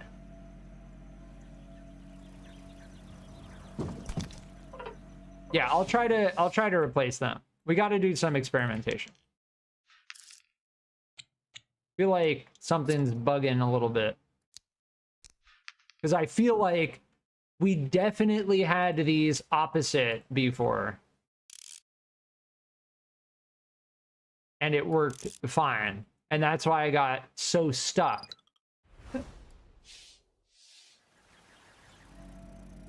Okay. It's doing the same thing. And this isn't gonna change anything, right? Making them opposite controls is just gonna do the same thing the opposite way. But if we make both of them the same,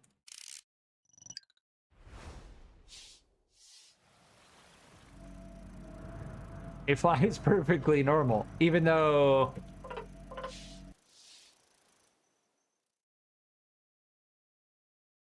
these are going in the same direction, right?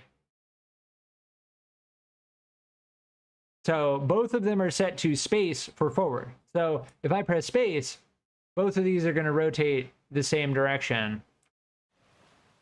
But no, because it's mirrored, right? But didn't we have it? Look, we got it working again. We're good. We're good. Okay? We solved it.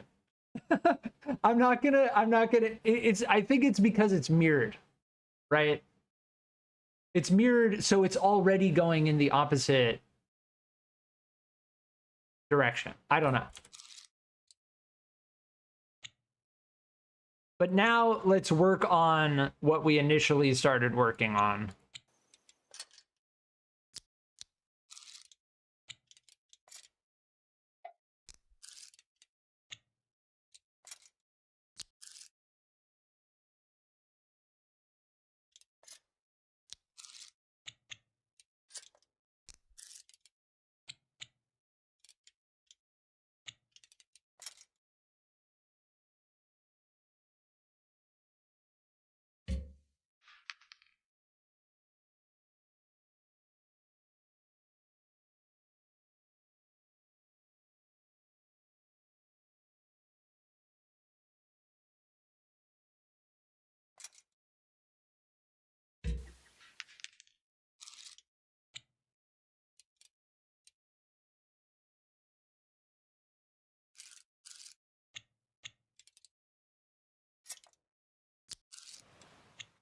This is going to be asymmetrical, but we'll try it. Now that we have the thing stable, the only thing we've changed is we've added this weight on this. Oh, this has to be, yes. We know. We already know.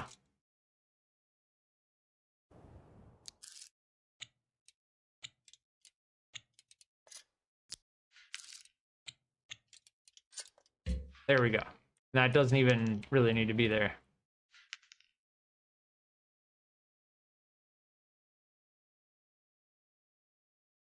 All right, so this is mapped to Q and E.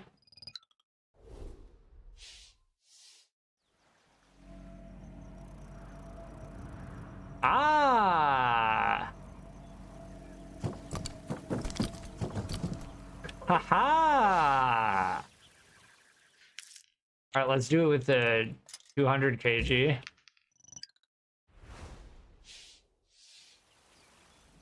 We have weight. Oh my, it's so sluggish now. Oh, it gets really wiggly when I... That's reliable rotation though. Oh, the camera. Yeah, that's close to what we want.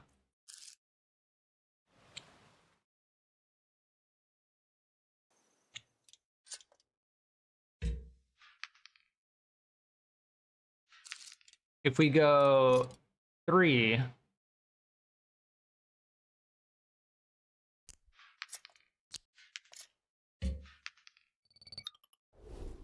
it's wobbling because the motor is asymmetrical, I'm pretty sure.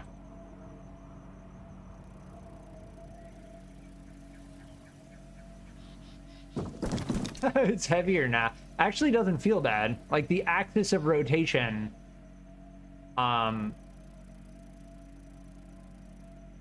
we can really like swing the tail out, you know? Oh, losing altitude, go under the bridge. Sick. Yeah, now we have reliable rotation and actually quite beautiful maneuverability.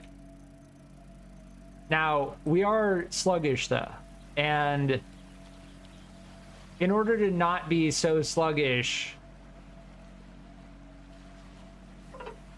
I know what we can do.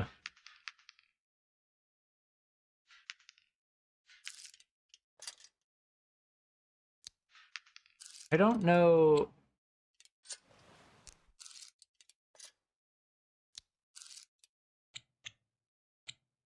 If I move this back here.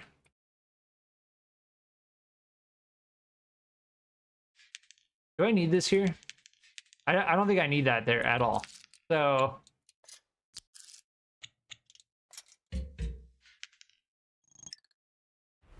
do that. Oh, now I can't turn at all. That's so weird. I can rotate really well. Interesting. So, yes, having the weight closer to the front made us much more maneuverable.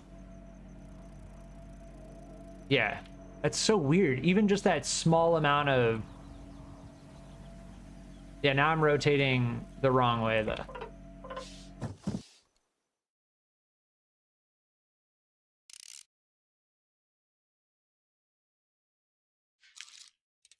I wonder... So let's try this instead.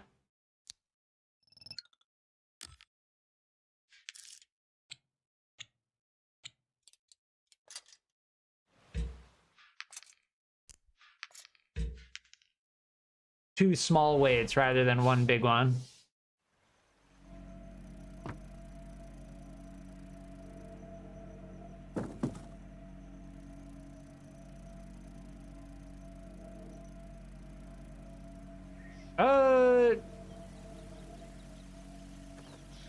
No, I think the way we had it before was better. Under the bridge. Haha. Under the bridge. Very maneuverable. We need to increase our roll rate though. Maybe we just double this up.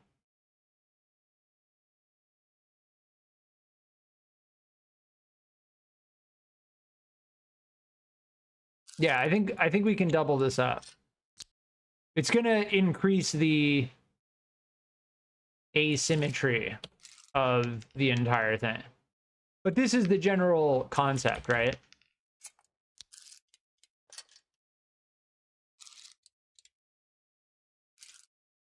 We've got the general concept down.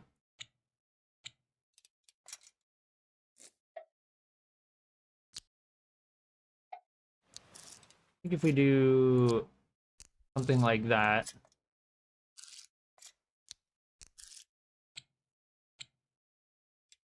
No, these are gonna need...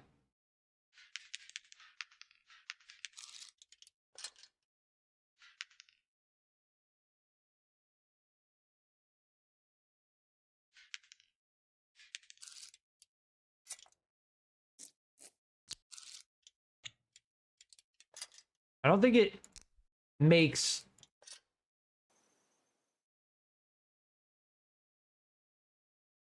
too much of a difference.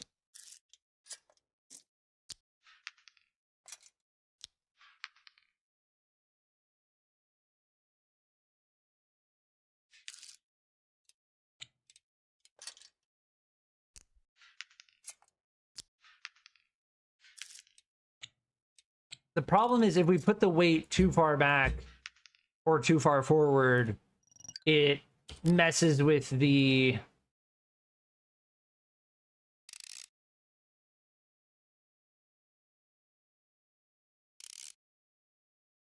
maneuverability. Oh no, did we just... Yeah, we did. We just experienced the bug. So I think we just lost our build. Thankfully, it's relatively simple, but we just experienced a game-breaking bug.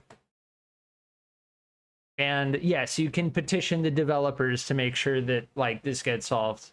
So I pressed escape in order to get to free drive in order to test it, and it just got wiped.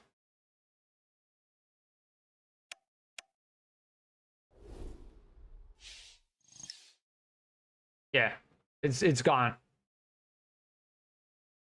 But so okay, a deep breath, looking at it optimistically.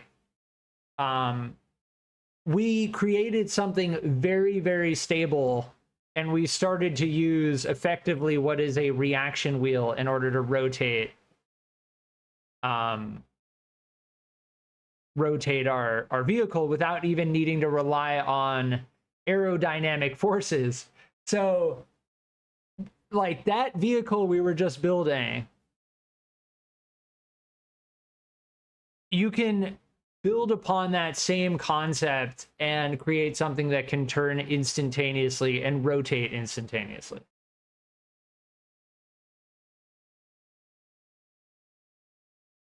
I've had it go invisible, but when I click off and come and back on, it comes back. Yeah, I don't know what happens if I click upload to workshop. Because it still has the acceleration. Wait, what? Maybe we can save it. It still has the acceleration.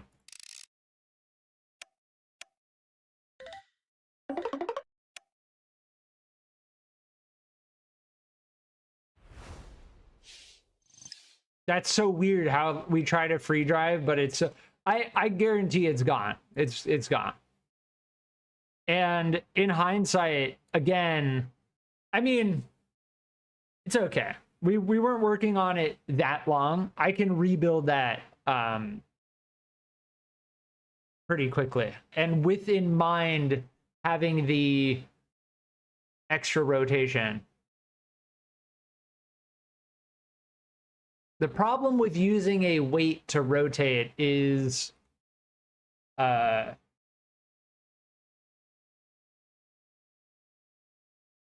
weighs down the whole thing.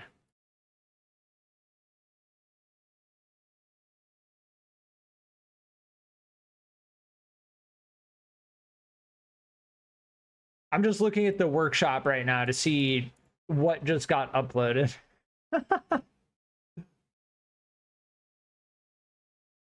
Yeah, it's just a blank. It's just a blank file. It's gone. GG's. We've accepted it at this point. That's the second time that's happened to me. So it happens when you're editing something and then you press escape. There's some weird instance where, depending on what you're editing,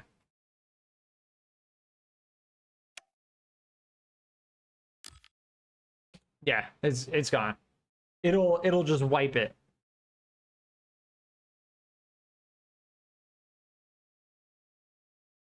But yes, I will be right back, and I'm gonna start rebuilding that thing because we are definitely onto something.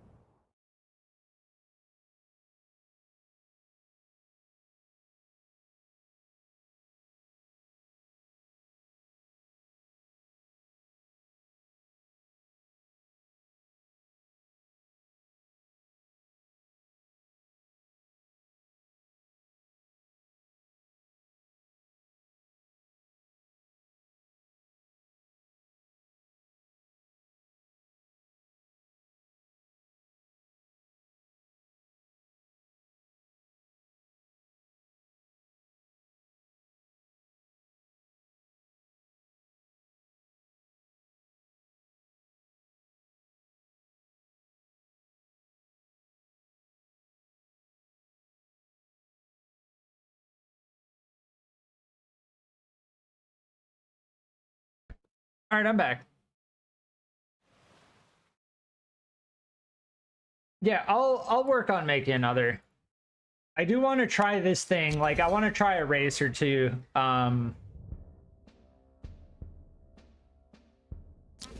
Getting stuck on aircraft is, like, I'll say it again, aircraft is the end game. Like, understanding those forces, it's a completely different build style.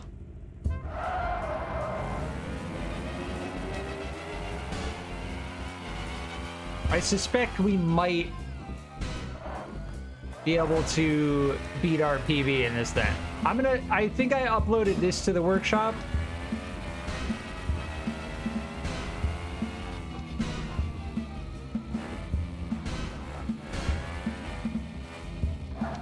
Oh, that downhill is tough.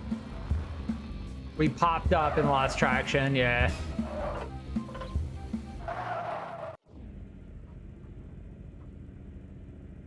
I tried playing the game, but it's 1 FPS because my PC is potato.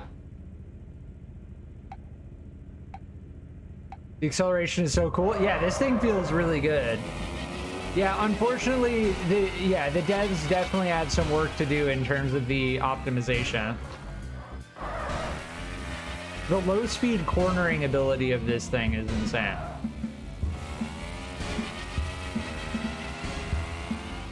We can compete with our PB using this thing, for sure.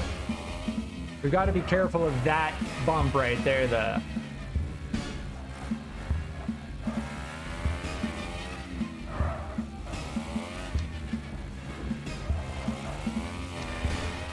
Oh, that was huge. That was a huge jump. All right, got to be careful here. In the dirt.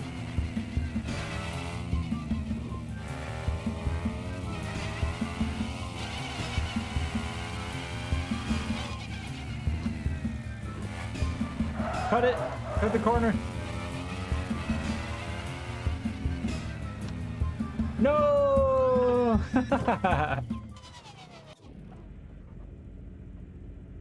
You can tell though, this thing, oh, this whole thing in the back is rotating. Hold on.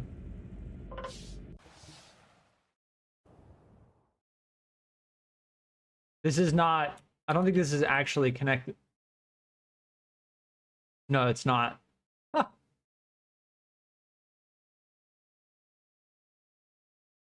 That's a tough one.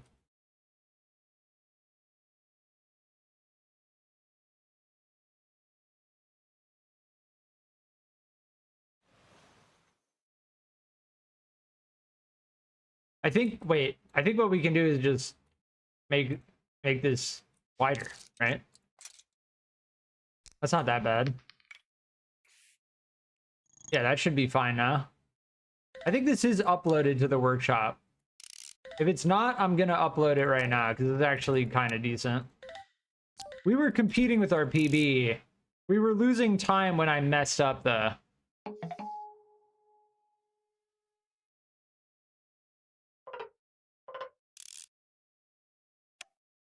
Yeah, this thing got wiped.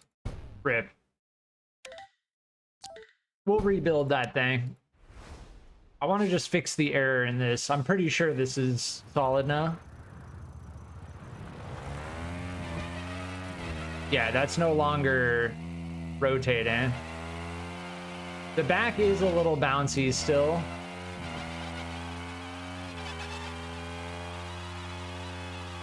But this is about as far as you can get before you overload the motorcycle suspension.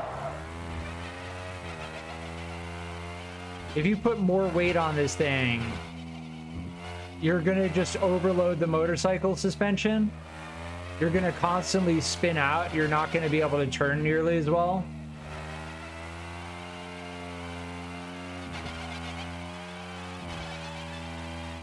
And that happens at about like 800 kilograms.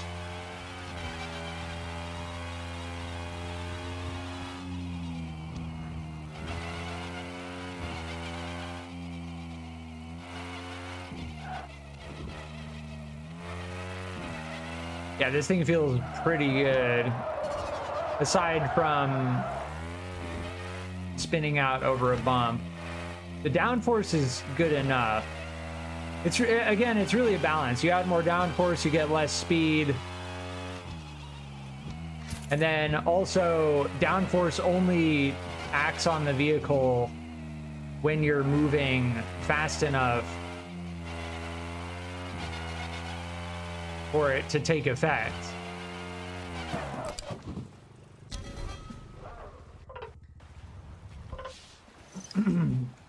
I ended up putting air brakes on one of my cars. It's actually so nice. I wish you could bind the stepper motor to S, though. Oh. Interesting. Yeah, for added braking. I feel like... So, I've been focusing on, like, vehicles that are less than...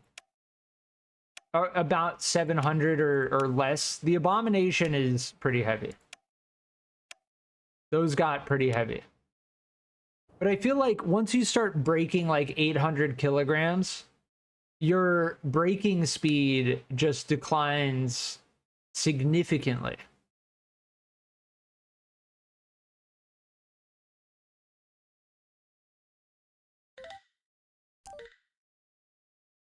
What was this thing?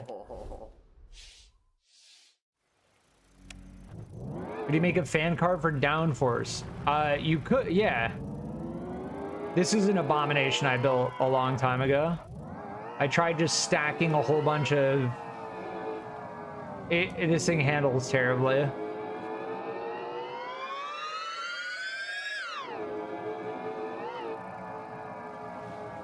It's so heavy. It's just so heavy. How much does it weigh? Yeah, 1,000 kilograms. Jank.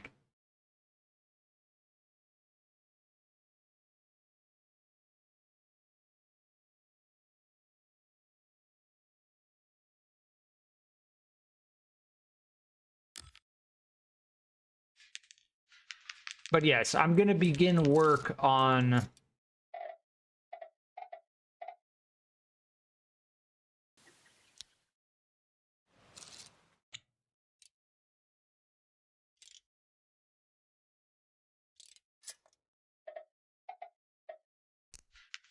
the next aircraft.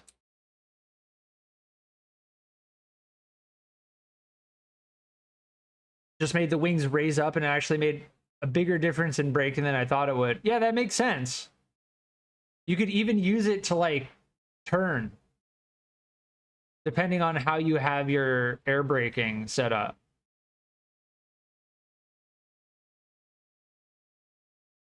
You could like lift a wing every time you press A or D. The complexity of that is amazing. The aerodynamics and the downforce in this game are very interesting. It makes sense to me that it's exploitable because it's a difficult system, right?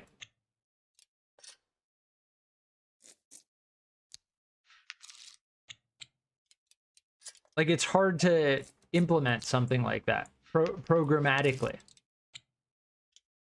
But I definitely appreciate it. Now, the next time we get this thing into a functional state,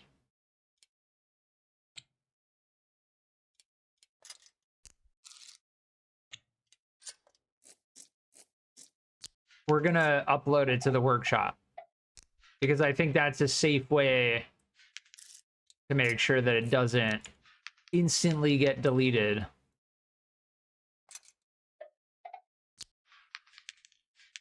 But yes, I'm constructing the turbines now. So we want this in front to connect to a beam, which I think we're gonna have to measure it again, but I suspect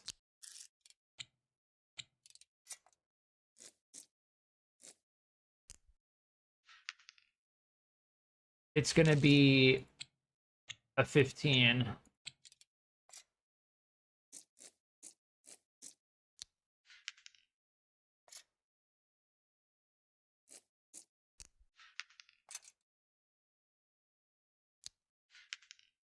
Can't this be a...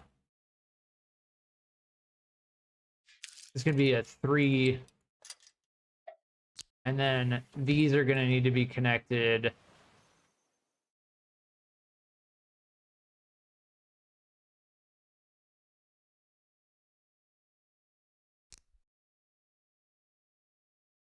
That can be here because they have to be one space, right?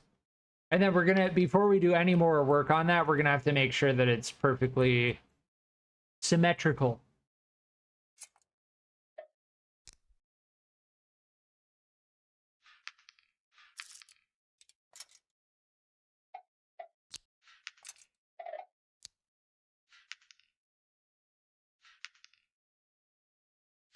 One of the issues we ran into with this the first time was that it was slightly rotating, and because of the rotation, the reason why it was rotating was because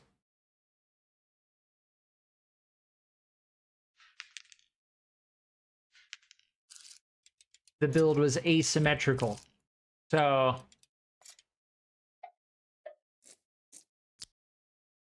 both of these have to be perfectly mirrored.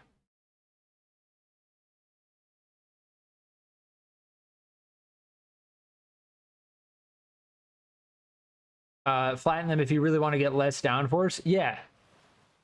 Yeah. They're real cars that have that.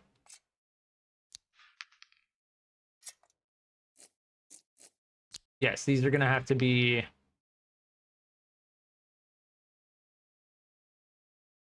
This could be moved over 1, but we don't want that. We do want the center to be open, right? In such a way that we can run a line straight through this.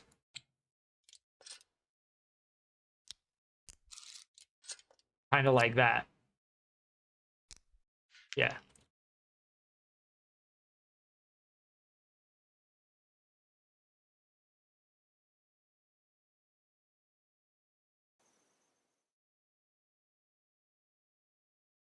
And I think if for it to be mirrored,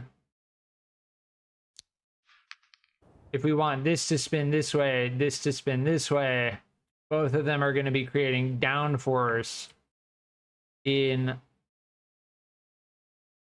opposite directions, right? Yes.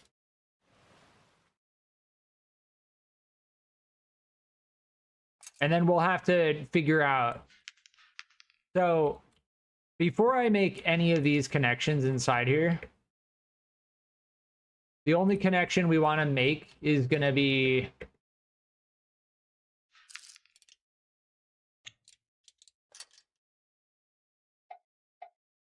wait, hold on. Isn't that, yeah, that should be a 3. Okay, so we have a 3 there.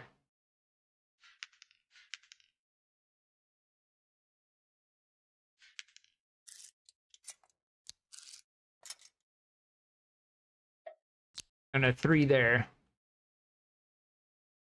And we currently have no other connections, right? So the way I'm going to do this just methodically, so we don't run into like, oh, there's 1 3 there and a 2 there and it's causing an imbalance. I'm going to do one side and then the other side, pretty much.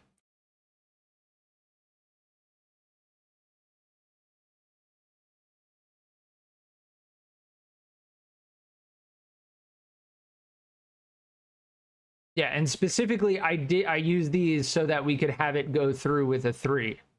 I could have just plugged this directly in here, but this only has 1 length. So we wouldn't be able to attach to it on the other side. We would have to use these 2 pegs here. which I don't want to do. That's as clean as I can possibly make that setup.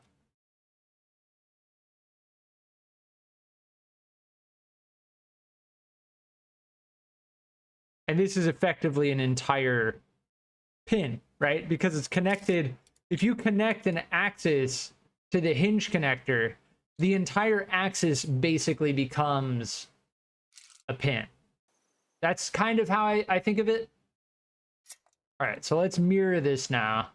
We're only going to use 2s.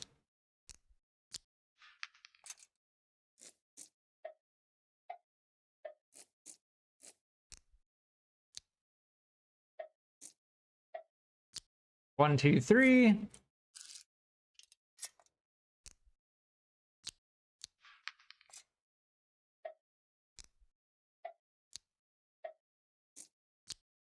One, two, three. Why do you keep asking that he's streaming? He's talking to chat. Yeah, I verbally, if you want an explanation, I verbally explain what I'm doing while I'm doing it for anyone who's listening. So if anyone's like, what is he doing? I like to explain my thought process.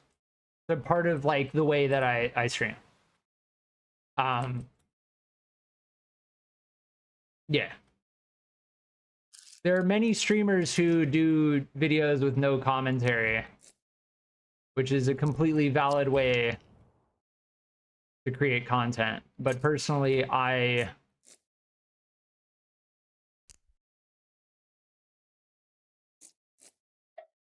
verbalize pretty much all of my actions in game.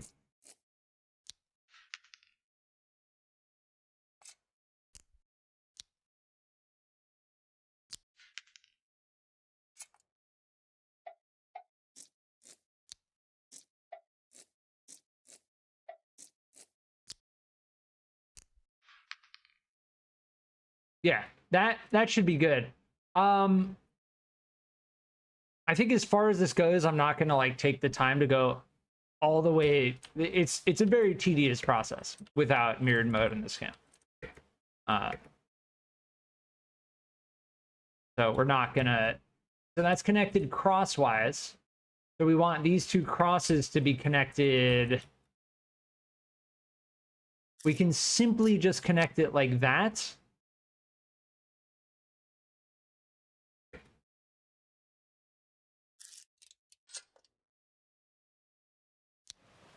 And like that, I believe, because this one is connected, and then these two are connected to this crossbar here. So we have one going one way, the other going the other way. Yeah, that should be good.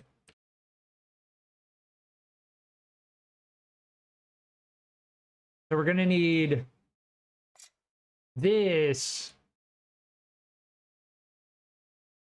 like that. Oh no, it's gonna have to be one more up, I think.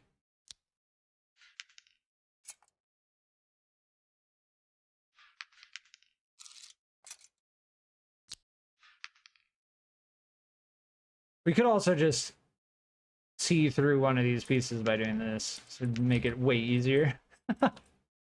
Instead of like going inside of it.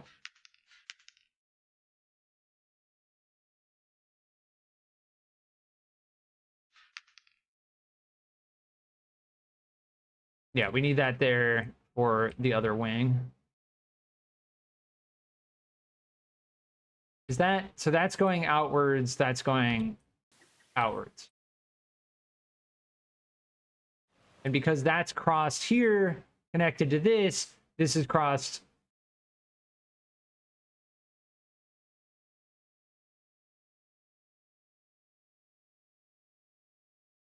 Wait. This is not actually connected here. So we're going to need to make a connection like that. Yeah, And that should be completely connected now in such a way that, oh, this is going to need to be connected to a hinge connector, right? This whole thing is going to need to be connected to a hinge connector.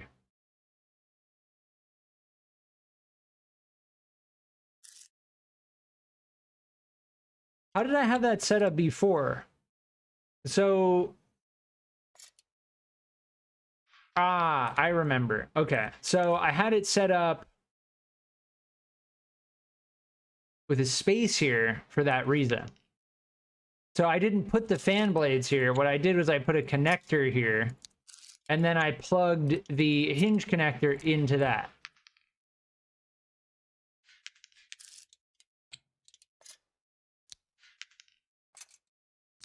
Yeah.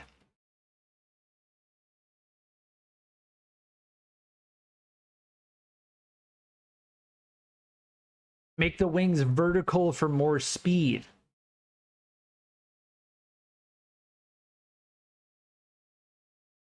What do you mean vertical?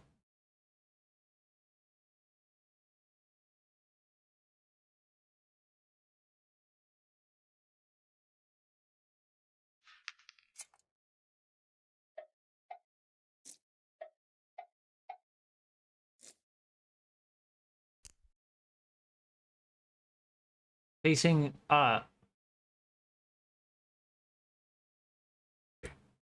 Yeah, facing up, but if they're facing up, then they're not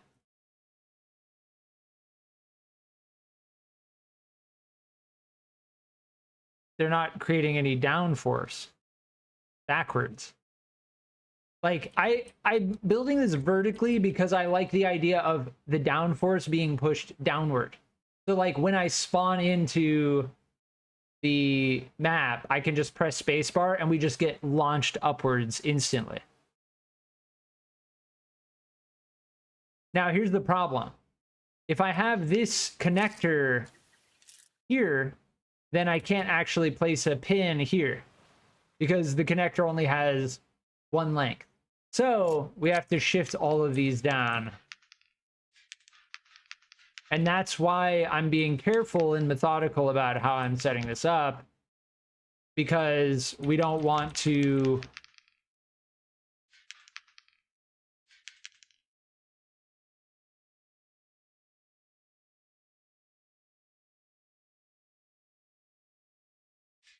yeah.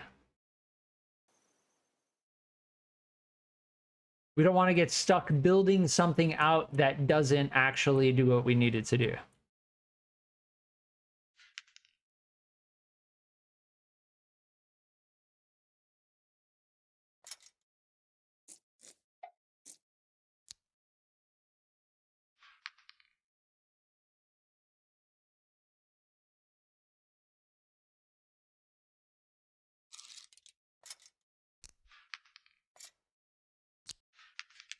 Yeah.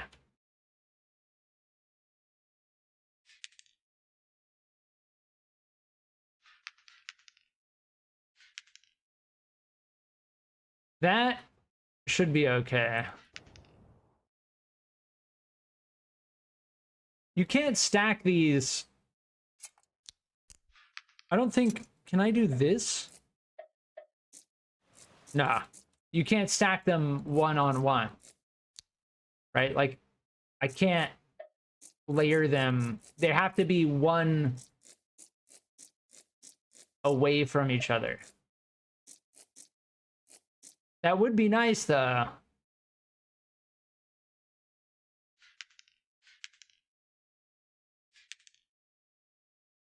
Yeah, so I'm thinking...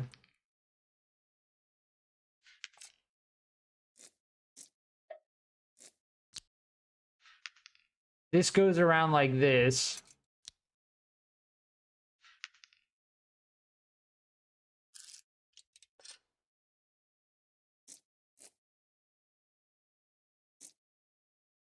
There's going to be a break in between each one. An open spot between each one. So you have 1 and 1.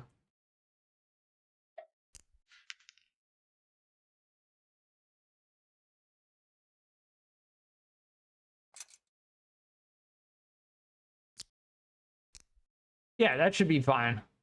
We could, we don't need that extra spot at the end. But I don't think there's no 6 beam. There's a 5 and a 7, so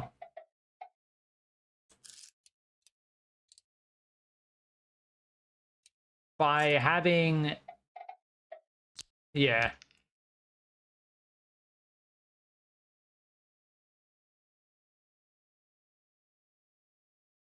By not being able to use this top slot, I'm trying to think of a way to connect this that's cleaner, but I don't.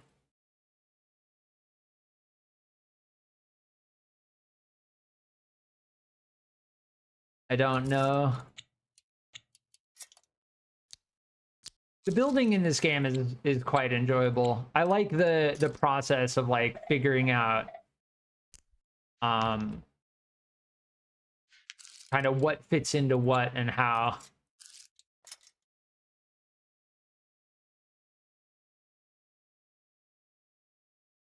Yeah, that can't be like that.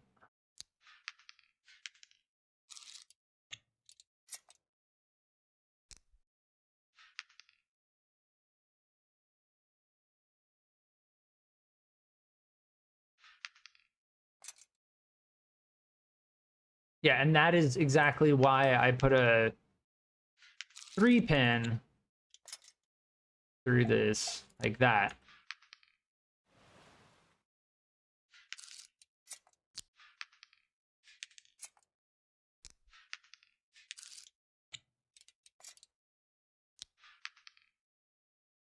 Yeah, it's rewarding when you figure something out you've been working on. Yeah. It's a nice like smooth process. Losing that build earlier definitely doesn't feel good, but learning what we learned, getting that thing to work,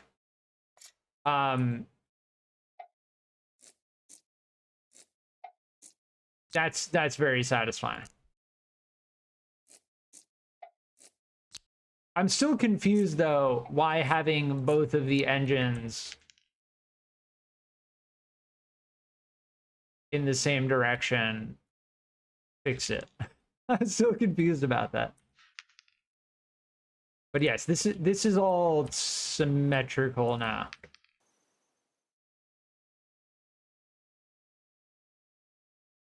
Yeah. As far as that goes, that's fine. Yeah, we can close this up. This should all be connected, right? That's connected to that. This is connected to that. So that's connected to these. But we still don't have a connection for this one. Right? This one is still completely unconnected. So we're going to need a crossbar here. And that should connect all of them. And now I'm free to just do the pattern, right? Red, thanks for hanging out.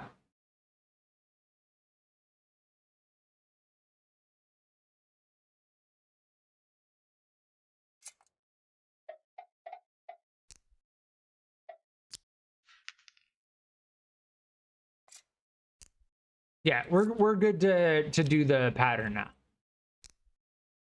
I just don't want to start the pattern and then realize one piece is not connected and then have to figure out where it's not connected and then connect it only to find out that it's not mirrored properly. You know what I mean? So that's kind of the process that we went through before, and I'd rather just be really chill and take my time.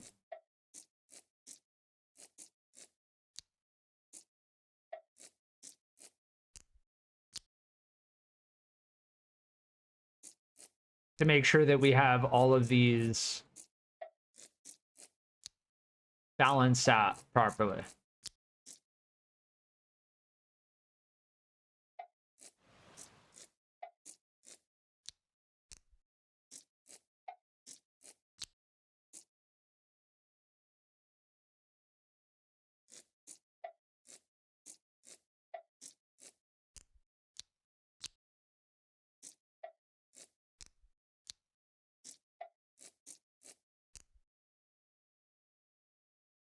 sometimes it, yeah, we don't need that down there anymore. Sometimes it saves the direction and then we can just click, but otherwise we have to keep doing it. Yeah, there we go.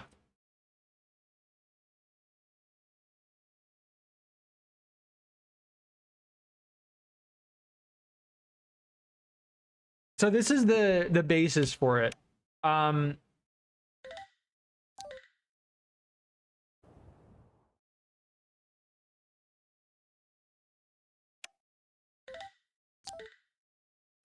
gonna upload this to the workshop as a work in progress, because if our build gets deleted again, then I at least won't have to do that again.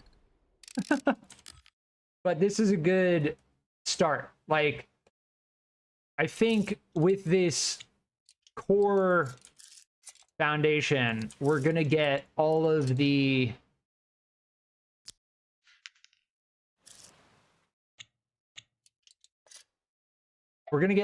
features that we want from this build using this foundation. And you can kind of see it already, like the propellers, the rear wing, and then the center of mass with the engines and the rotational.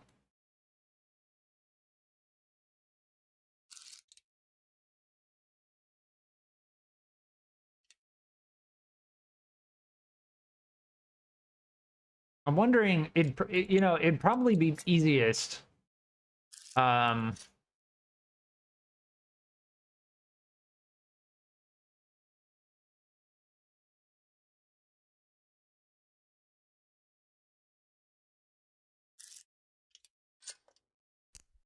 If I just did something like this.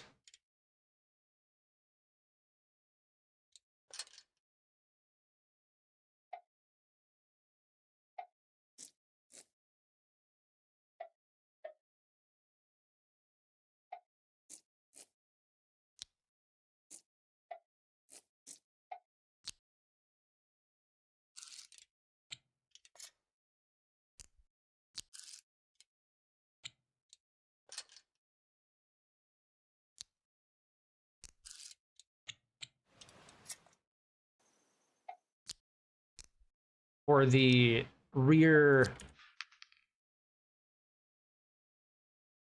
stabilizer. Now, this has to be, yeah, we can just change that out quickly. That has to be a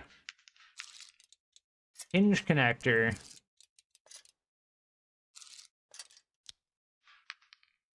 Yeah, there we go. You place them the wrong way.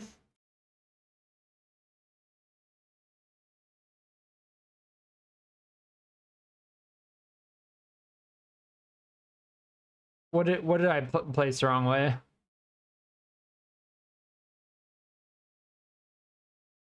Oh, wait, I see what you mean. Hold on. If this is, so I did it before. If I rotate, yeah, so this one is correct. This one is not correct.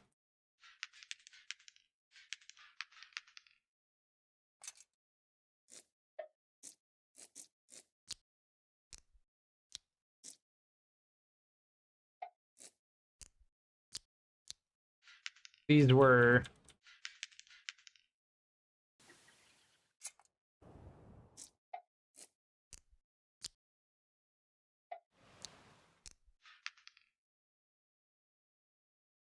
yeah, I think that's, so this one rotates counterclockwise, this one rotates clockwise.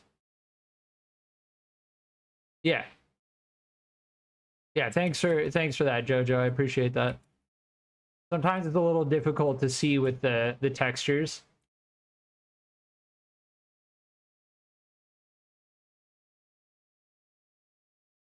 All right, now we can work on the powertrain,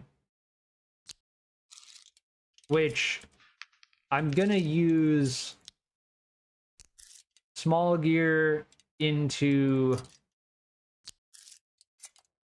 medium. And then we can do planetary gear.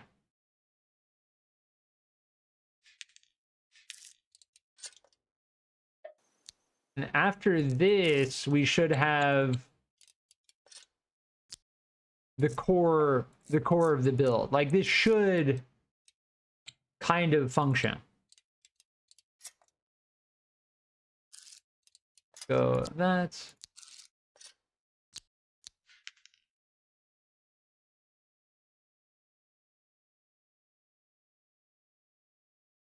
Yeah, and these will rotate because it's a hinge connector going into a pin. So let's see if this works. It's either going to be space and left control and space, or the opposite, or both are the same. I don't know. We'll find out.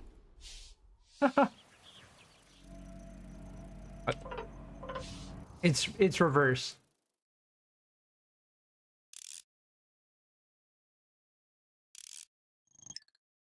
It's reverse, and then we're gonna find out whether it's reversing.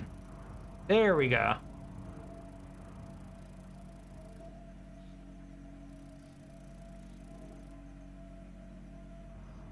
All right, the wings are upside down, but this thing is very maneuverable. I mean, you can clearly tell. This is the core of the design that I have, like, in mind. Right, dual propeller setup so that we can get maximum condensed power across two rotors working in tandem.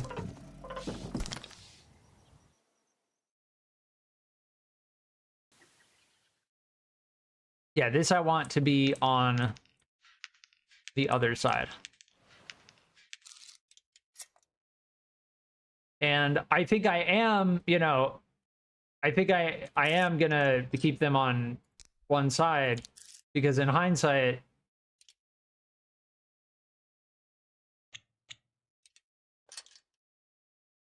it helps a lot to be able to tell which side is up.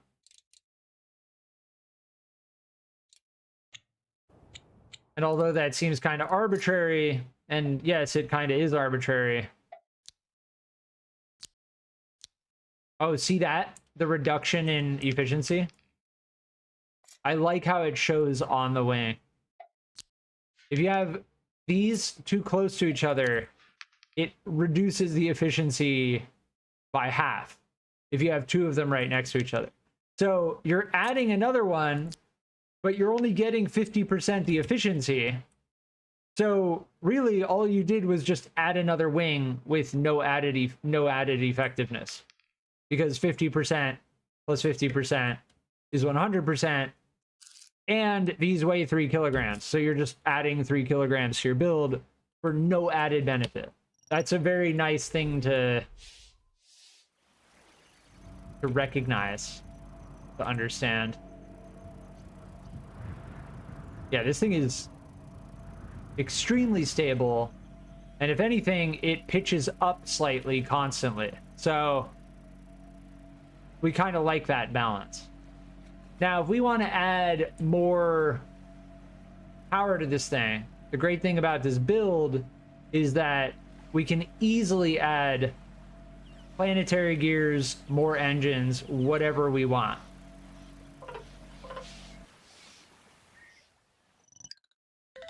Let's update it on the workshop. The spin to win, Mark 1. Work in progress. We still need to get the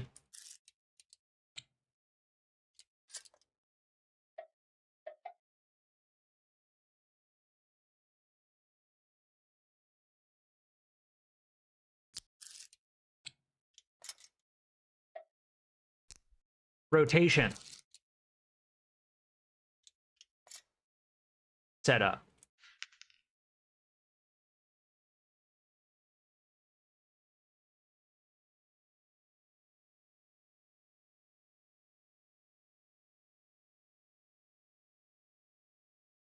Yeah, I really like making sure that everything is nice and connected. Although maybe over the entire build it adds a little bit more mass. It's nice to know that everything's connected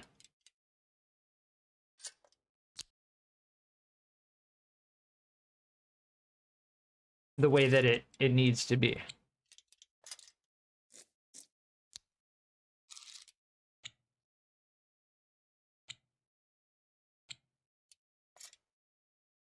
Now we need this to go into a hinge connector so that the entire weight rotates.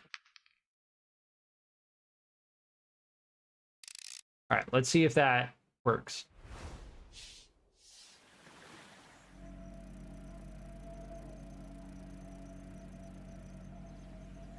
It does work. Yes. And this thing, well, now it's nosing down.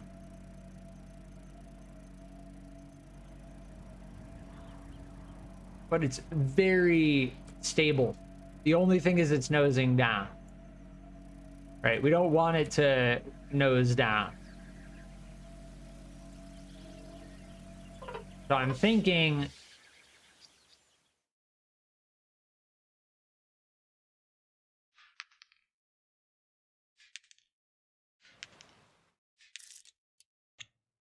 I think we don't need all of that to be connected.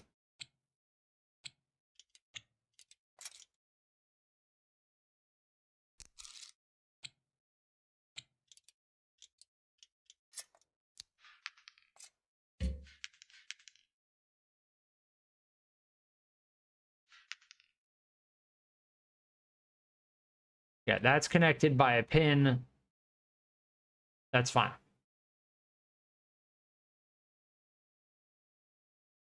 This is probably gonna have to be reversed. We'll find out. Airmaster Pro, John, welcome back. Pretty much, we're getting there. Oh, the lack of power. We're getting there. Yeah, the rotational. This is as fast as I can rotate. I can turn rapidly. Oh, that's sick. This is like a acrobatics airplane. Like, oh, pull up. We can stall it out. Yeah. Dude, this thing feels very maneuverable.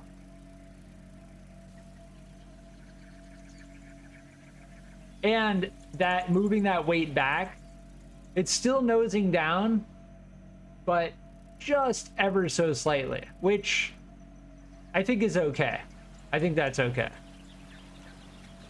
I'd rather have it nose down slightly than nose up slightly.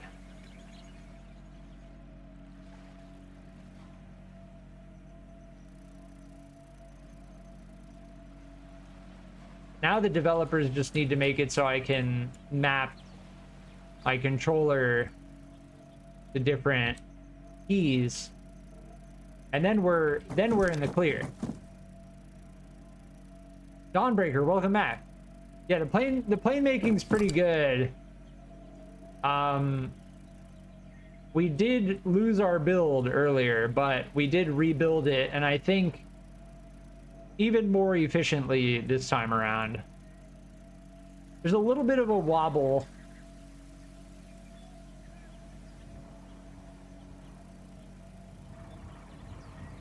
But it's very stable. Like, I can cruise right above the ground.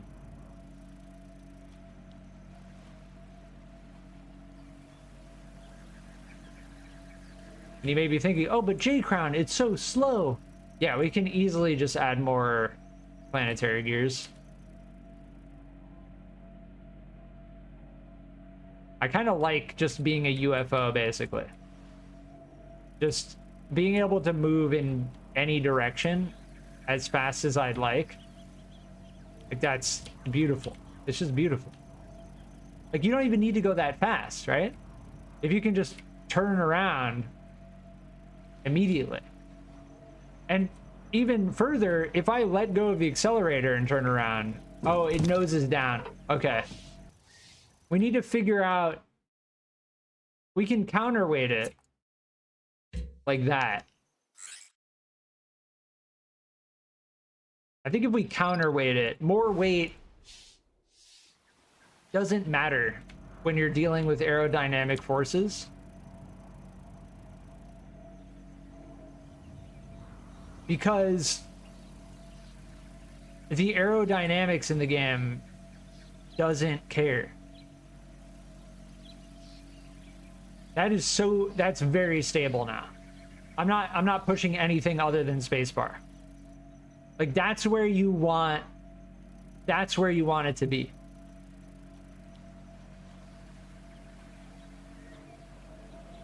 Oh, pull up. So yes, like if I wanted to just turn around, let go of spacebar, flip, and then spacebar. Just like that. Isn't that beautiful? Don't you just love it? Don't you just love to see it? We love to see it. Now, what we'd love to see even more is the ability to rotate faster. And I'm trying to wrap my head around, there's a way to create,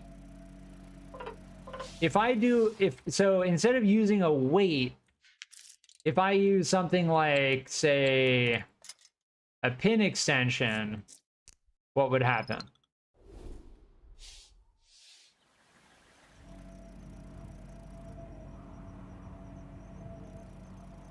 Okay, that doesn't do anything. Oh, no, it does. Look, we're slightly rotating. Interesting.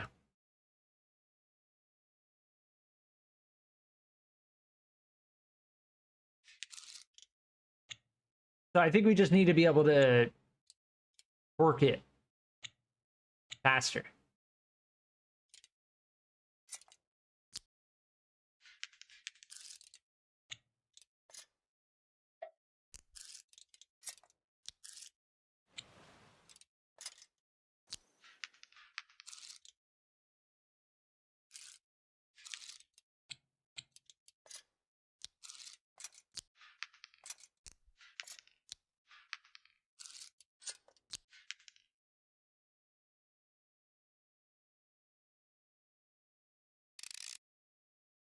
I want to see what happens if we use a beam. Oh, it doesn't. Wait, what? Did I not map it properly?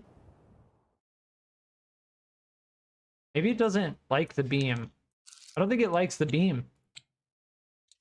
Weird.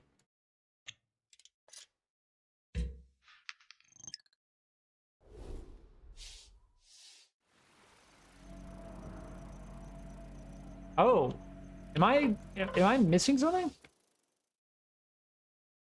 I have this map to Q&E, right?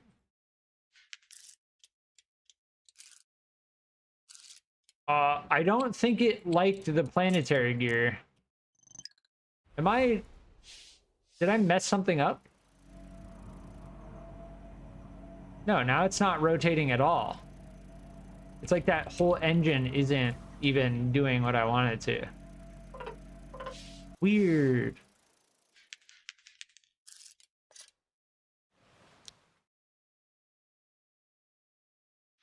It wasn't rotating before.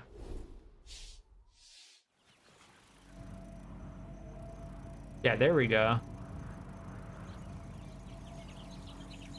Okay. It's backwards, so we're gonna go E, Q. I suspect it doesn't like the planetary gear. Ah, there we go. Now it's rotating.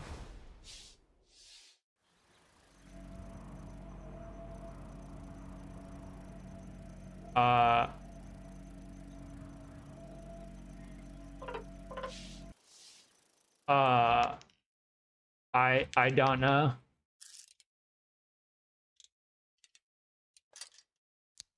Pretty stumped here.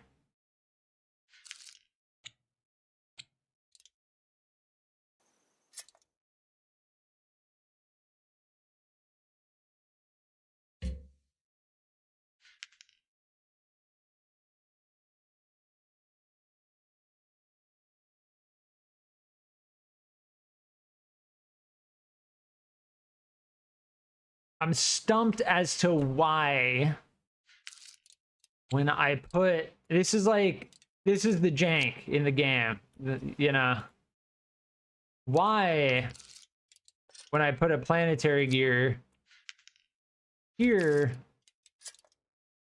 does it not increase the rotation of this when this is connected here, this is connected into the weight.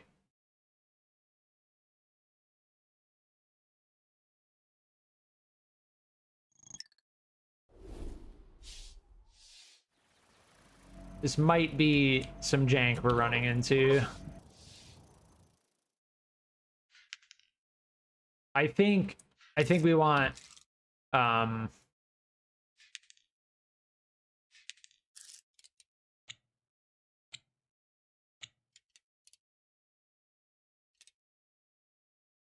the turbo volt, no, we don't. All we need is an electrics. We just need it to not jank.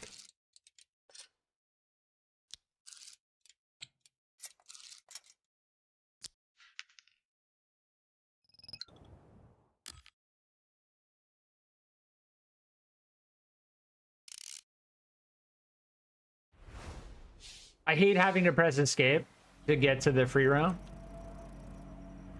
Okay, that's a little faster. But yeah, without being able to use a planetary gear,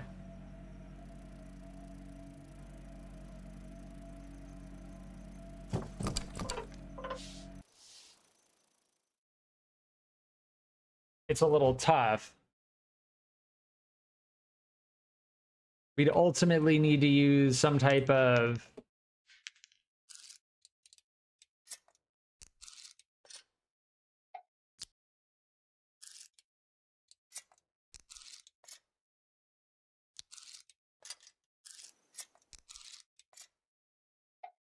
what was that? Weird.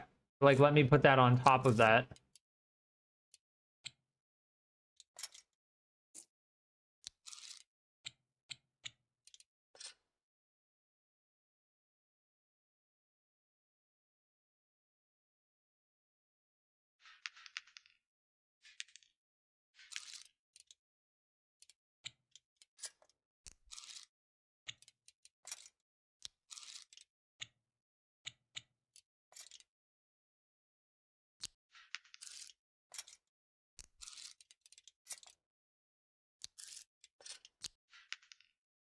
But then that's not actually connected to anything, so we need to put this like that.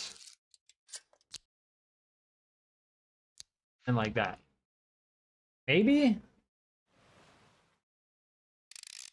Dude, I don't know. It's becoming lopsided now. Could probably use a little faster.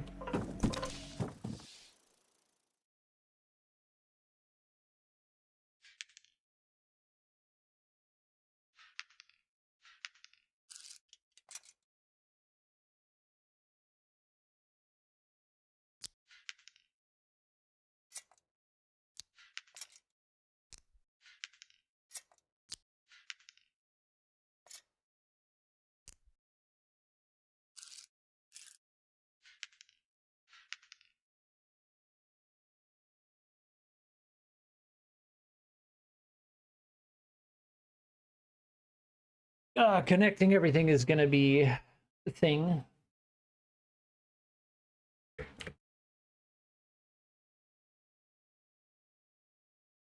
I just don't know why the planetary gear doesn't work. It's like, it's just another one of those things, you know? It's like, lose my build, planetary gear doesn't work when it's like so clean. It's just,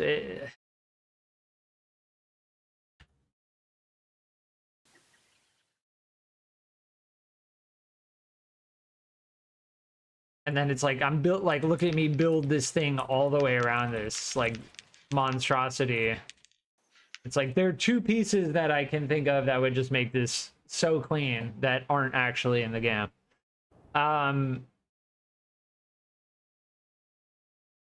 There are other ways to provide power to this.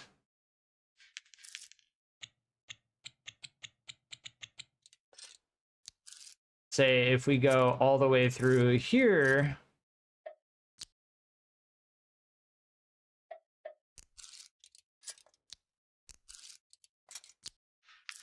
and then put engine here and here,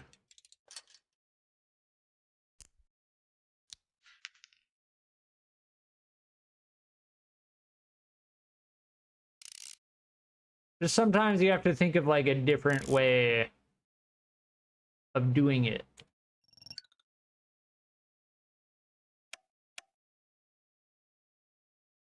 All right, what errors? Oh, this whole thing isn't connected because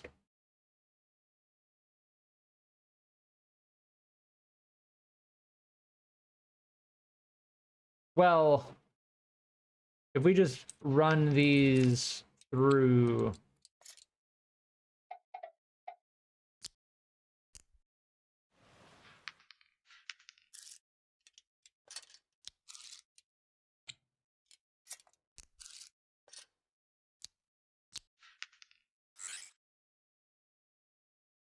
that might be good.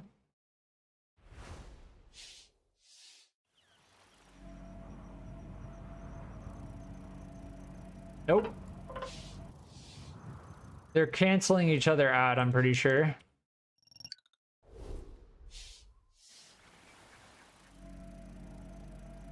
Nope. Wait, what? Is the whole thing? No, hold on.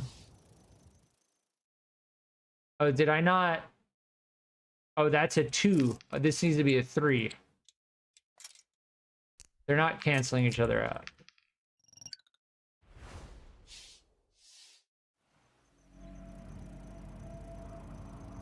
There we go.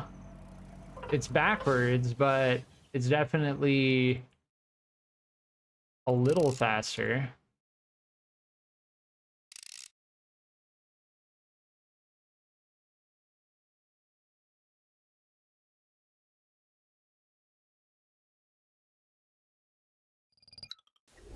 Yeah, that works.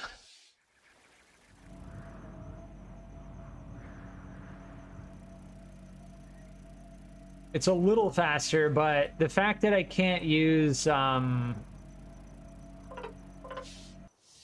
planetary gear, well, huh. What about this?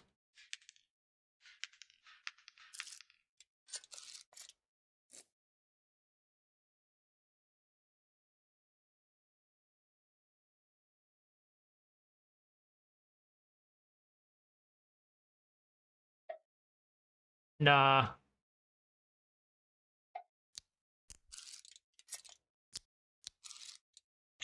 That's gonna get in the way of the engines, yeah.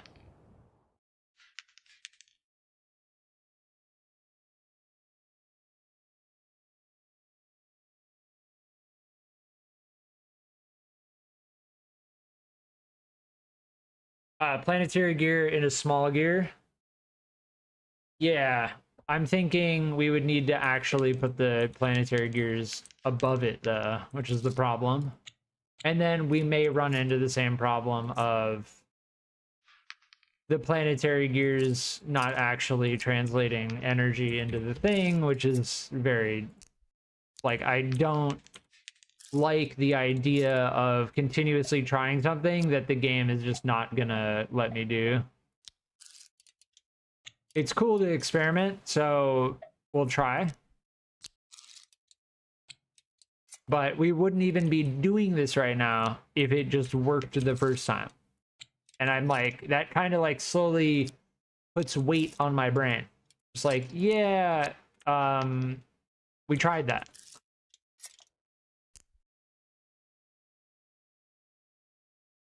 The biggest problem being, yeah, these need to go through here.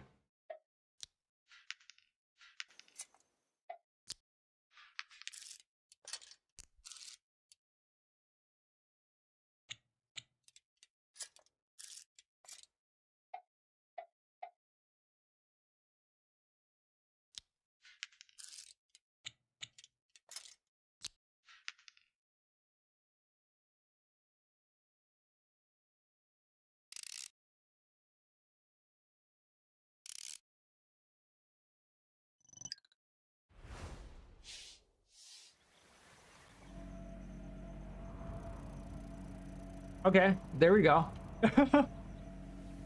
It's definitely a little faster. It's wobbling.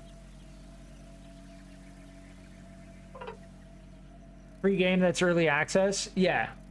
No, I mean, Jojo, don't get me wrong. I have, let me check on Steam right now. My complaints are not like hardcore poo-poo on the game. I have 50 hours in this game. I have 53 hours in this game. Like, when I kind of like critique the game, I have to remember like what I'm doing right now is full-blown exploiting the physics in the game. So don't let any of my critique make it seem like this is a bad game. This game is okay. This game is perfectly okay. But I'm doing things that I don't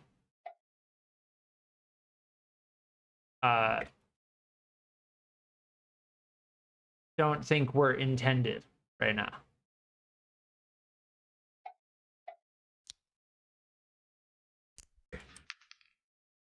But yes, I mean the hinge connectors are a little bit difficult to work with. That's the way I'll put it. The hinge connectors are a little difficult to work with. The stepper motors are a little difficult to work with. I don't even know how to use the pistons yet, and I'm too intimidated to even mess with those. But those are all things that may very well get smoothed out over time.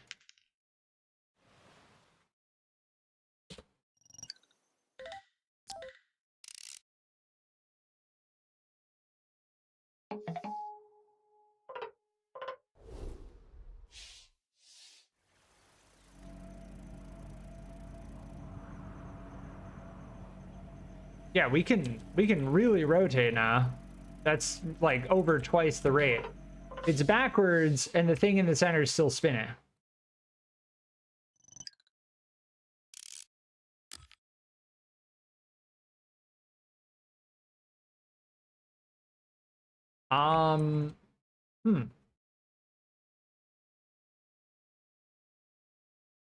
Yeah, we'll get that sorted out. I probably should just translate it up,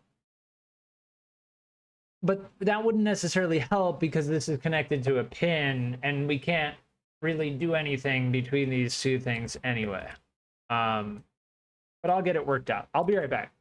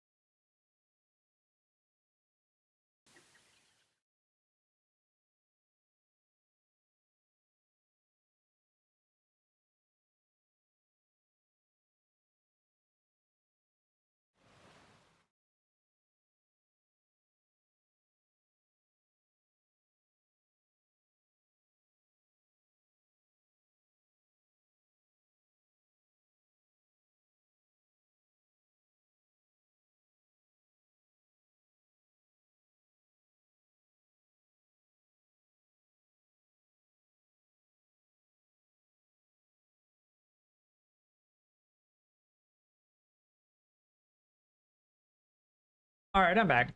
Got another cup of coffee.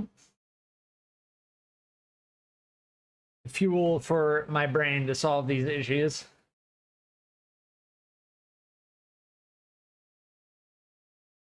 This thing is coming together pretty well.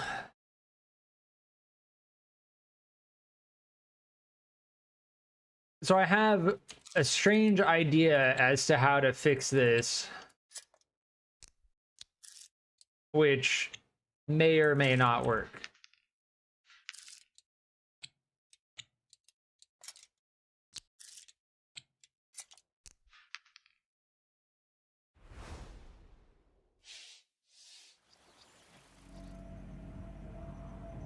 Yeah, it's kind of wobbling less. If the weight jumps around a little bit like that, I don't care. As long as it rotates. Oh, and it's backwards, yeah.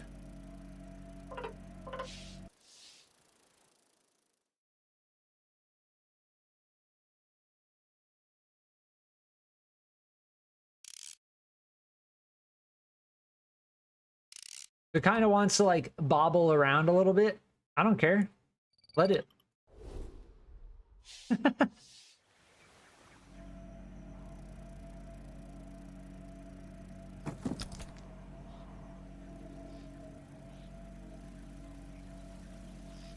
Let it bobble around. Just make it so we rotate. There we go. Pretty decent rotation rate. Oh, stable, keep it stable. Oh, we made it. John, welcome back. We have successfully gotten this thing to crash into the ground.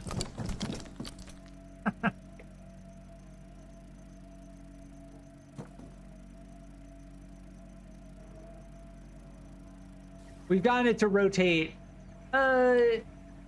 not as fast as I would like. Like, I would like it to rotate as fast as a fighter jet. The nose still does pitch down a little bit, but we can easily counterbalance this weight.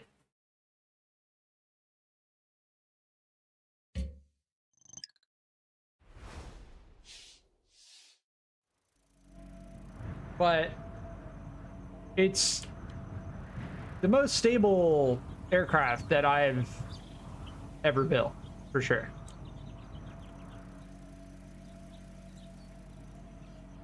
Now, if we wanted to add more power to it, we could. The biggest clear issue is we can't add more wings to the engines.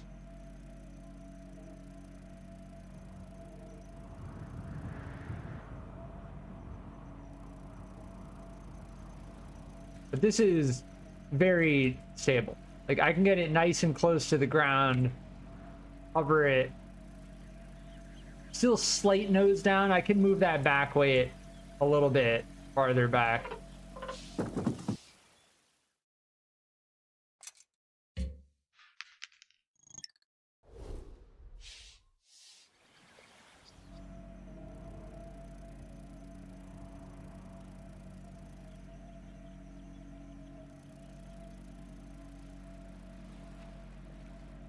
Yeah, nice. I'm just pressing spacebar. It's a slight nose up, which I don't mind. I don't actually mind a slight nose up. I know I said it before. Oh, this thing is this thing is highly maneuverable. Like, I'm pretty sure we can do a 180 instantly. If I let go of the thrust. No, I messed it up. Here, I can just do this. Oh, go up.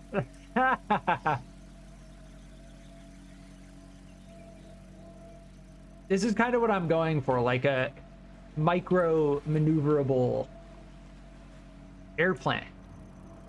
Like, you know, if you've ever seen those videos of like those stunt planes, like the Red Bull stunt planes, where they like kind of do like a backflip in the air.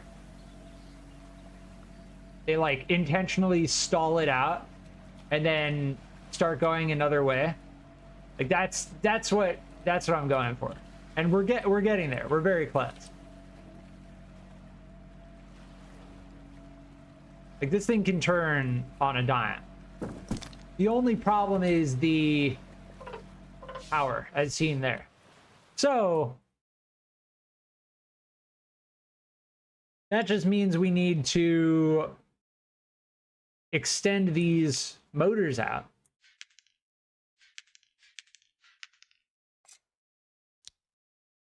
And put them through a planetary gear, right? Because there is no resistance. It's just how many revolutions per minute can we crank out.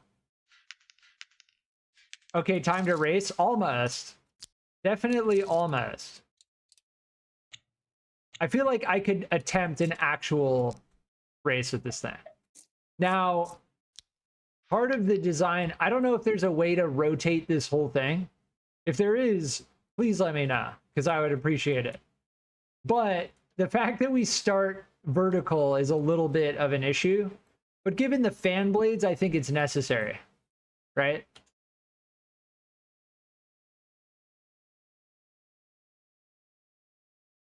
Yeah, if I just extend this out.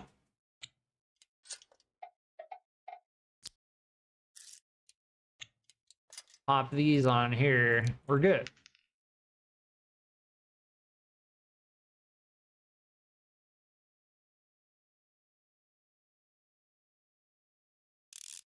I think they were just both space left control, right? David, welcome back. Nope. They are indeed opposite. And that was what was so confusing about the last time I built this thing.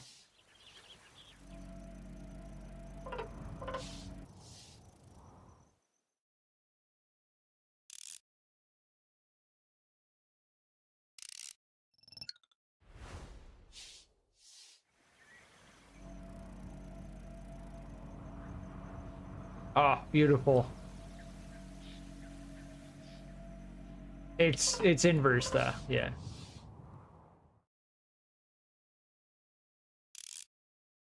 We don't like the rotation to be inverse. We like the up and down to be inverse. Where I press W and I go down, I press S and I go up. Right? W, S, W, S. I like that. Like the inversed pitch. But yeah, we're getting a little bit more power, it seems like. Not a lot though. Definitely more. Definitely more. Like, if I wanted to change my direction, I could pretty much just flip and go in any direction. Like if we're crashing,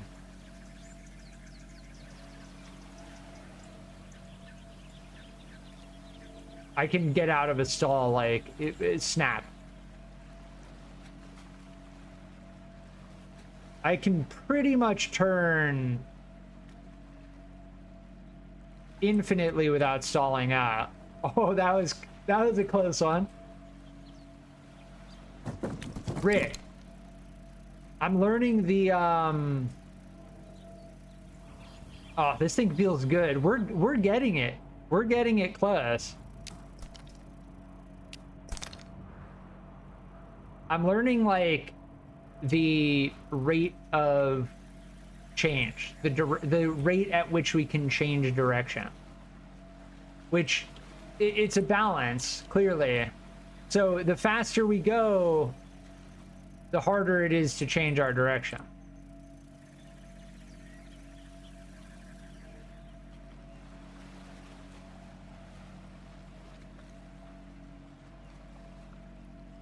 You can kind of see it, how we flounder out. Yeah. Doesn't feel bad though. This has just become the most stable aircraft that I've built in this game. Like, this thing will do everything you want it to. You want to go left, you want to go right, you want to go up, you want to go down, WASD. You want to roll, Q, E, and Q. So E for clockwise, Q for counterclockwise. Like, this thing is very, very stable. We got to do an under the bridge pass. It's actually difficult to get that precise with it. Oh my!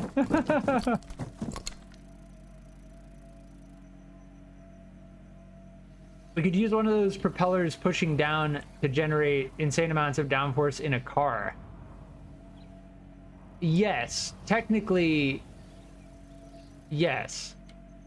There's a lot you can do with the downforce in this game, and I suspect people who are getting like absurd race times are doing something along the lines of, there we go, that's a clean under the bridge, just to prove the level of maneuverability with this thing.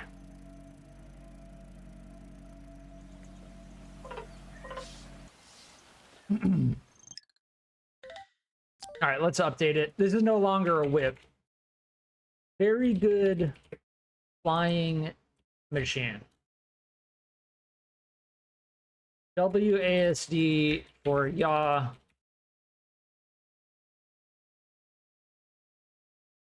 Q and E for roll.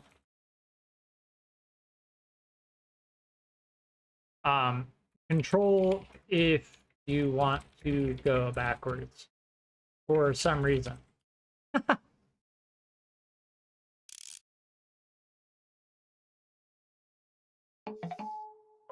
I'm pretty sure we can go backwards with it.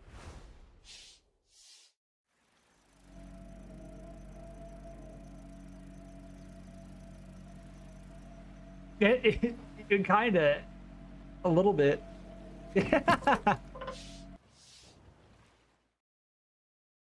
Yeah, this thing is clean.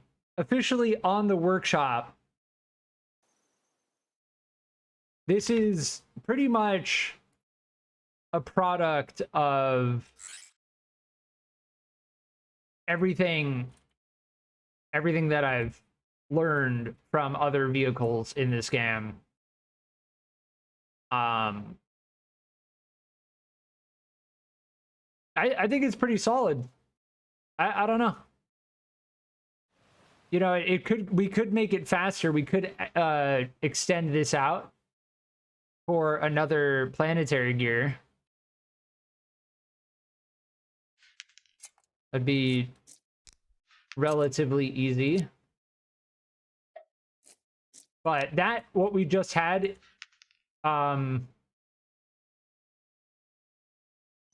if we're gonna make modifications, let's duplicate Mark II work in progress. There you go. But this thing is solid. I think this is uploaded to the workshop. I'm not gonna be making any more modifications to this iteration, given the fact that it's clean. Like, this thing is clean. We like this thing a lot.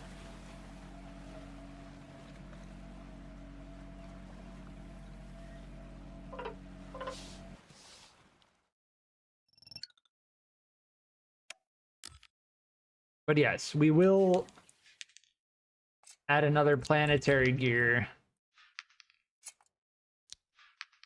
for science, of course.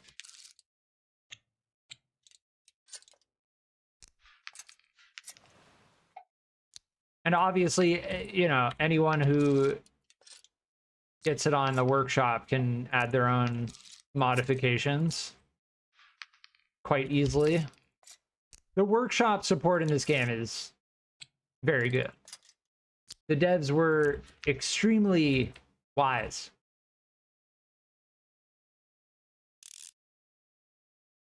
To make that functionality pretty seamless. Oh, this has a...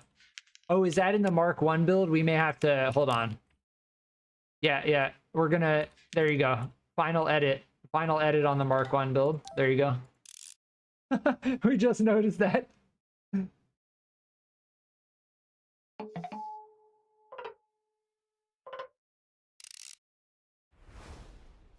Here, we gotta test it before we leave it off on the marketplace or the workshop,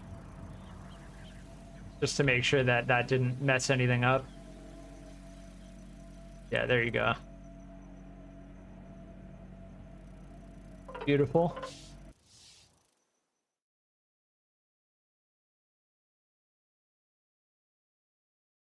The J Crown spin to win Mark 1. All right, now, as for the Mark II,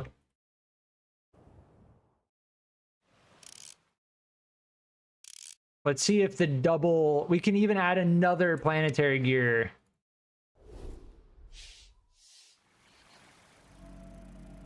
Ah, yes.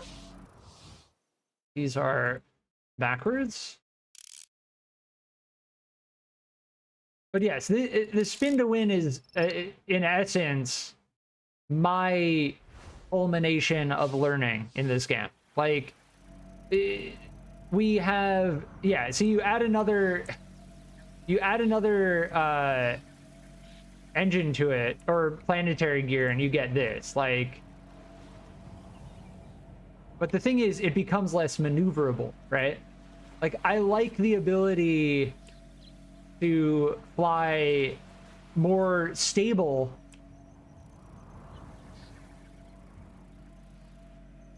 at a lower velocity. Like, are we gonna need to go 600? Maybe.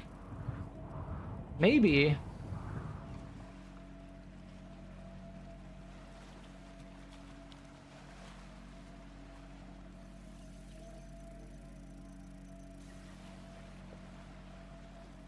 Maybe we do. Maybe we do forget about... Oh. Nah, the Mark 1 is solid. The Mark 1 is solid. Right? I was thinking maybe we do make that edit to the Mark 1. Add the extra planetary gear. But I think this is becoming... This is a staple, right? Like, anyone, if they wanted to, could add another planetary gear to this thing. Sure. But the fact that it can cruise at like 250, it's highly maneuverable at low speeds. I think that was the intention of the build, right? Not to go super fast, but to make it maneuverable.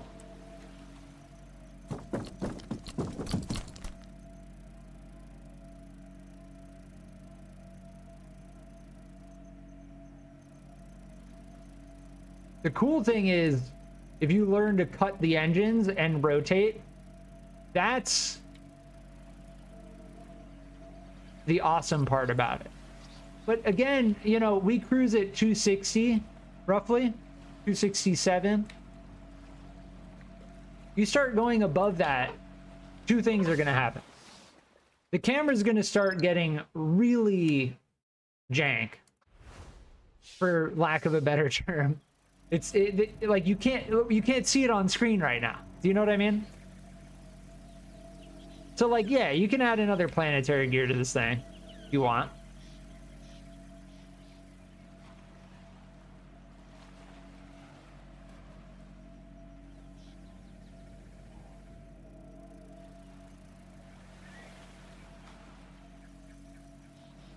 Damn, this thing cruises.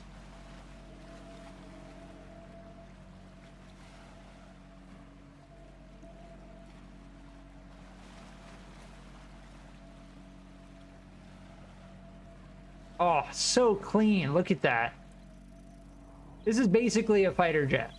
This is basically a fighter jet. This is what I imagine flying in F-16 is actually like.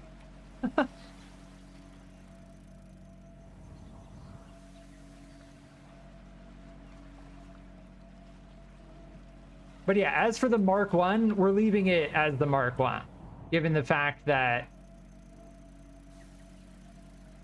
if we make the Mark 1 too good, yeah, see it's off screen, then there's no room for the Mark 2 or the Mark 3. And yes, anyone obviously can modify the design however they want. That's the whole point with a Mark 1.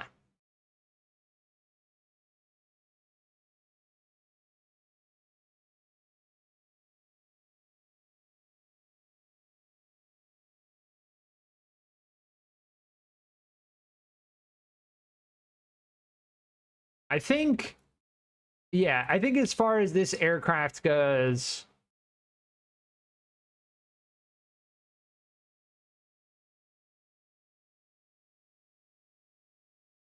I think we're pretty good on it.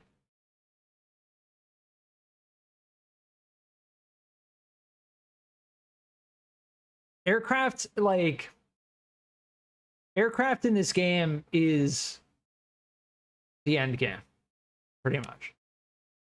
Yeah, we were working on this, but we didn't actually do anything with it.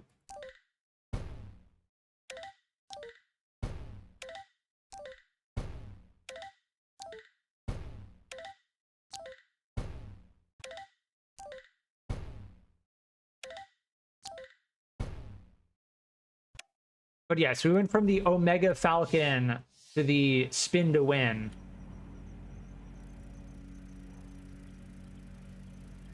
And the Omega Falcon isn't bad. It kind of, because it uses aerodynamic forces to roll, it struggles with rolling while you're in a turn. So it's a little bit unstable in that regard.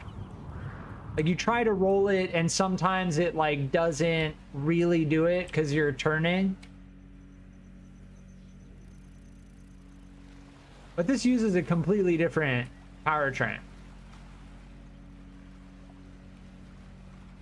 But I think that the Spin to Win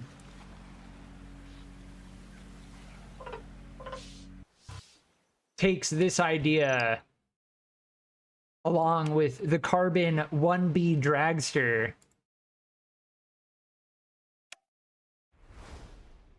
and refines it into something much, like, very, very stable.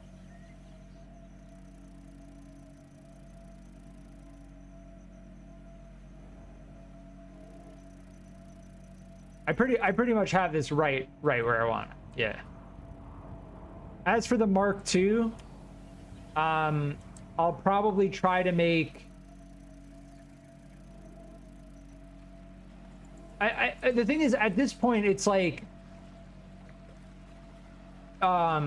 we should try a race with this thing. I want to see if I can actually.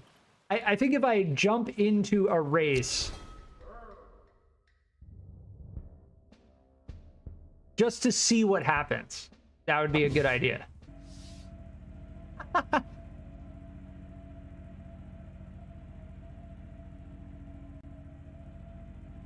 No!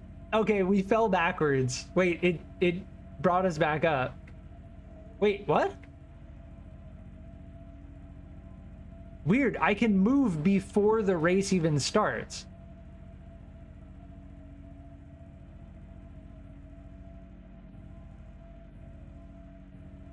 What?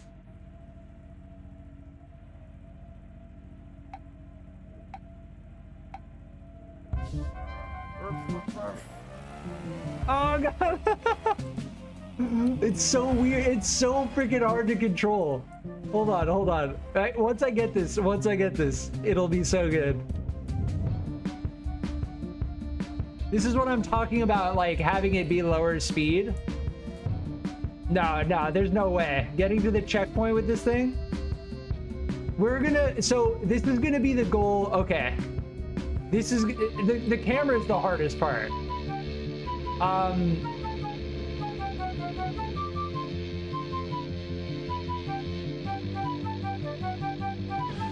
There, we got it. We got the first checkpoint.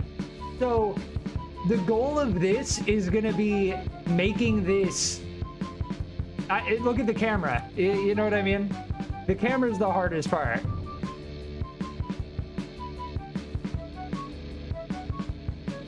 This needs to be even more maneuverable. The Mark II...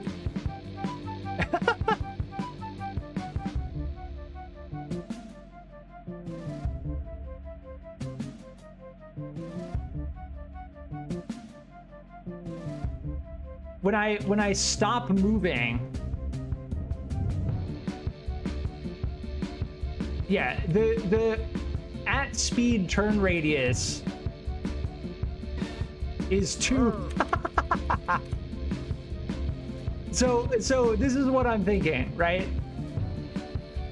We need to combine this design for the ultimate Omega build.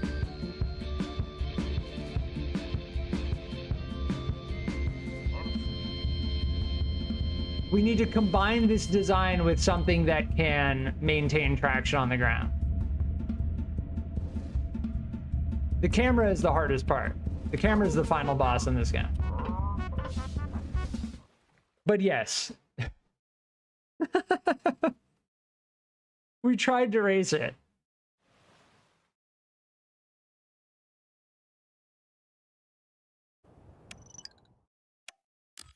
As for the Spin to Win Mark II,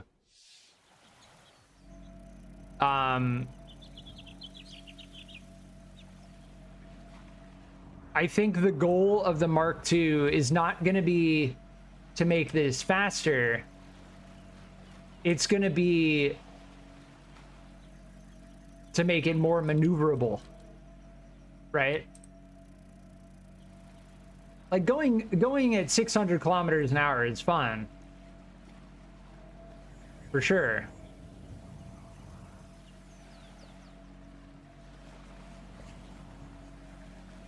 Yeah, the camera's the final boss in this game. The camera's actually the final boss.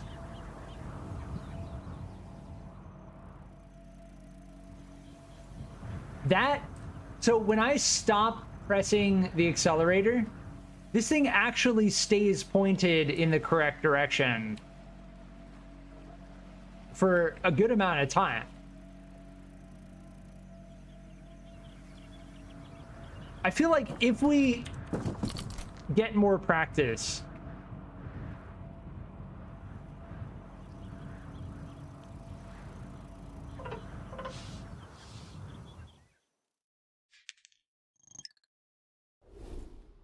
we can raise this thing. But I do mean that. Like, the camera is the final boss. But this is what I'm trying to achieve, right? So if I'm in the air like this, and I want to point in a very specific direction, I think I'm able to rotate too fast, honestly. Like, I touch it and it rotates too fast. I'm thinking we reverse this. So the goal is going to be the goal is going to be to refine this down to something where I can basically point it in any precise direction rapidly.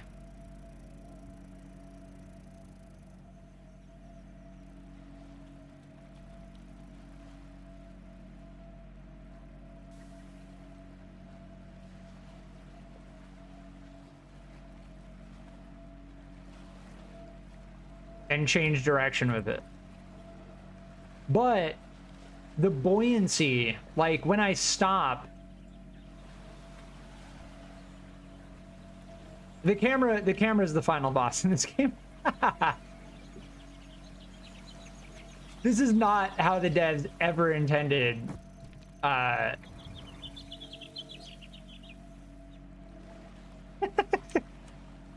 You can just tell, like,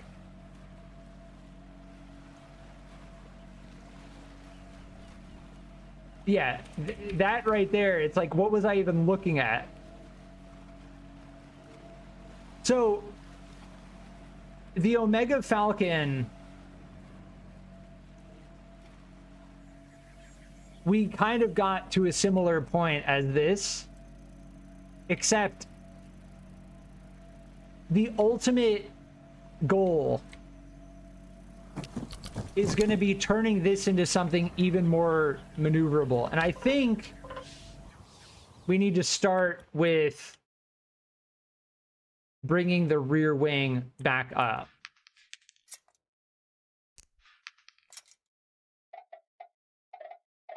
If we are to work on a Mark II iteration,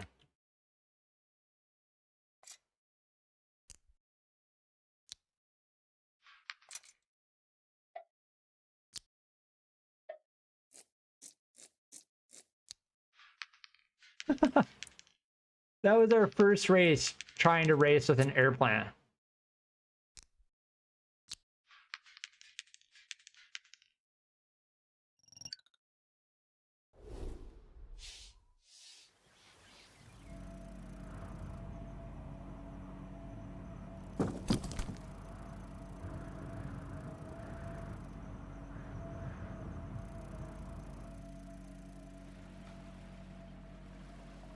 Nah.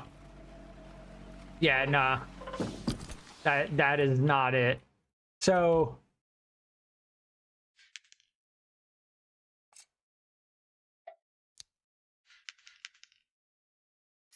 the tail needs distance from the center of mass in order to turn the vehicle.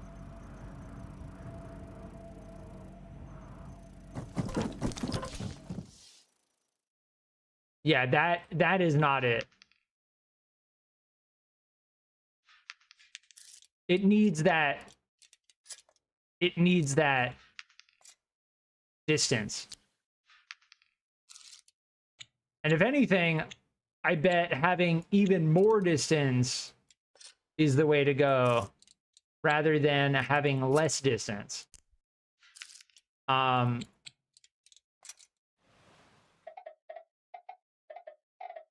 But it gets to the point where it's like, how far do I take that, you know?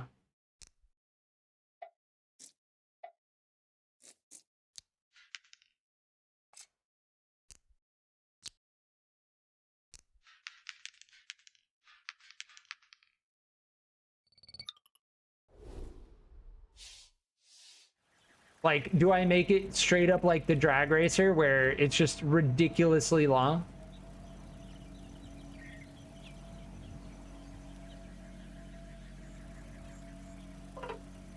Hold on. I need these rear fins to be facing this way because I gauge the right side up side by the way the tails are facing. The tail wings are facing. It's the only way to tell.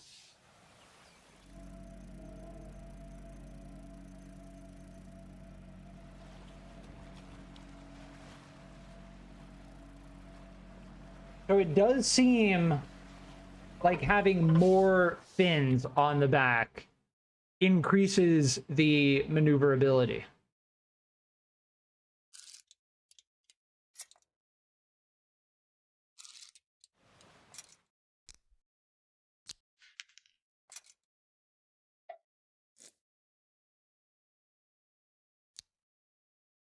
I think we had 4 fins before. Those are both 75% efficiency.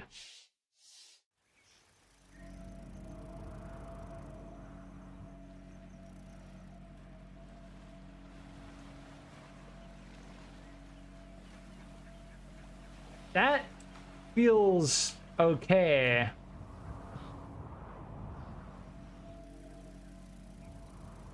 It's limiting though. Like we need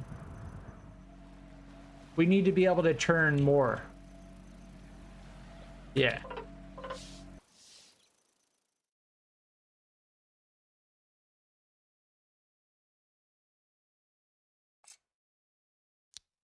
We'll just like, we'll just keep extending it out like this.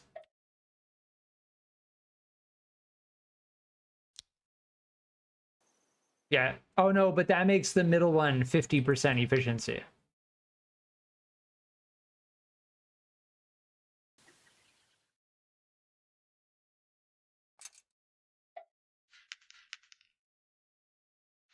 Yeah, we don't actually want that. I think what we really want is something like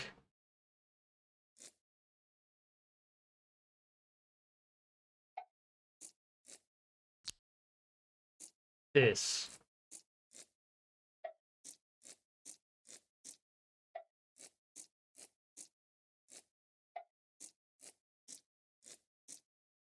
There we go.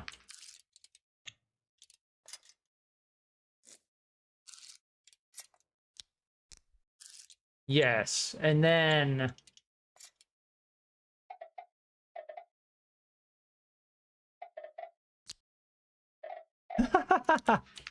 I want to just I want to see what happens.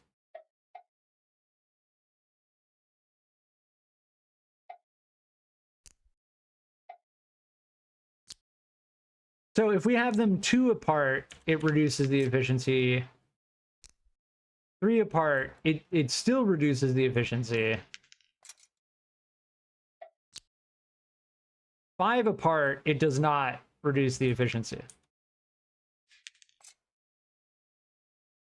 Now my question is, if I stagger these, does it reduce the efficiency? No, it doesn't. Interesting. Okay.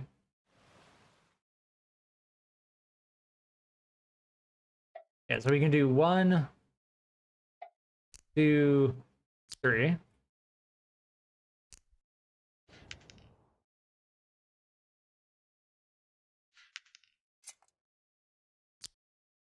If we are to take that spin to win build and make it even more efficient,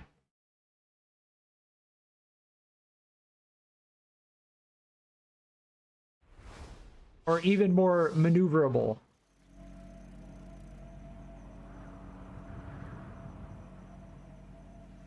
then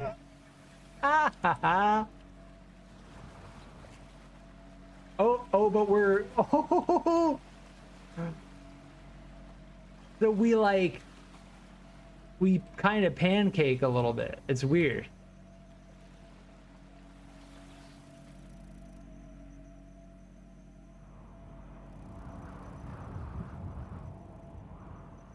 It definitely increases our turn radius. That's so weird. If we turn really hard, oh, we kind of stall out. It's to the point where we stall out now. Yeah, see, it gets like really squirrely when I do that. When I pull really hard.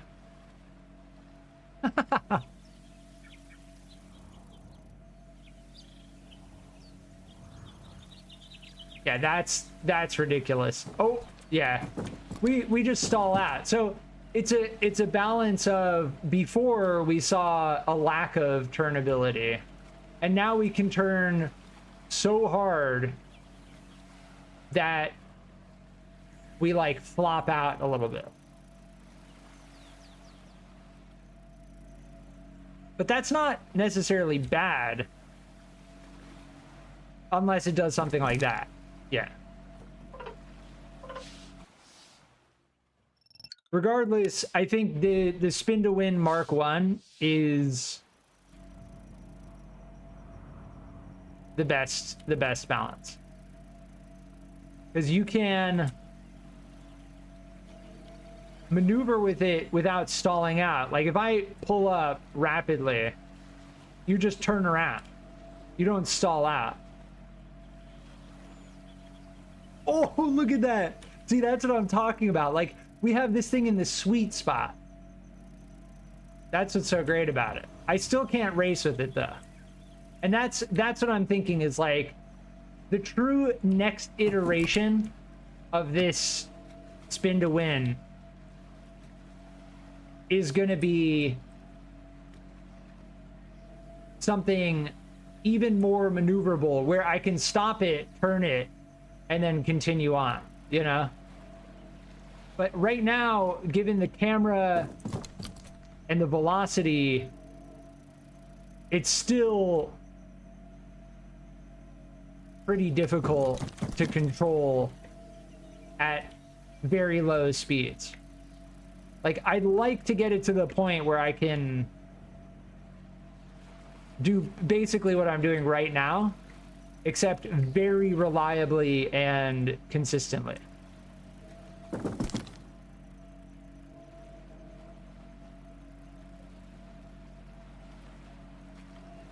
But this thing is like, it's beautiful. I like this thing a lot. This is the best aircraft we've ever built.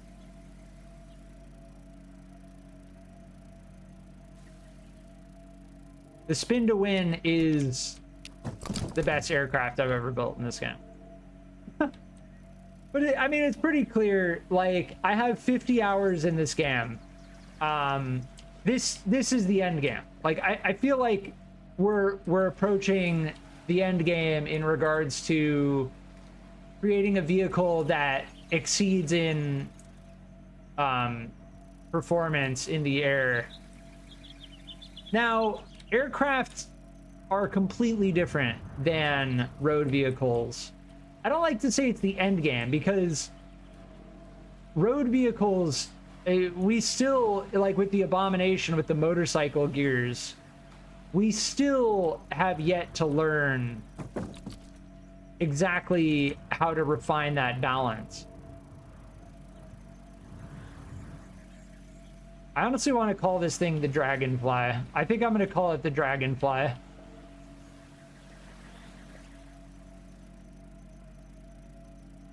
It's definitely a cooler name than Spin to Win. We're going to rename it. We're going to rename this to the Dragonfly Mark 1. Wait, why did it take me back to the homepage?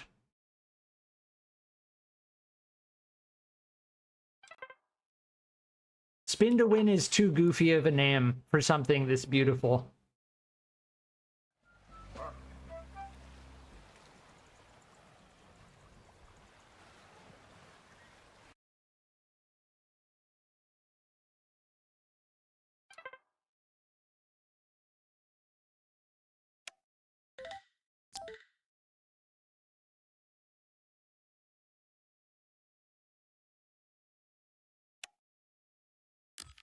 And I'm going to paint it.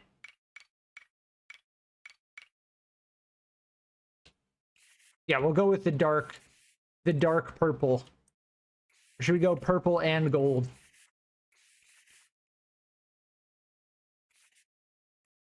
So the purple's a premium color. Can people on the marketplace, like the workshop, use premium colors in creative mode if they don't have the supporter bundle? That's a question that I have.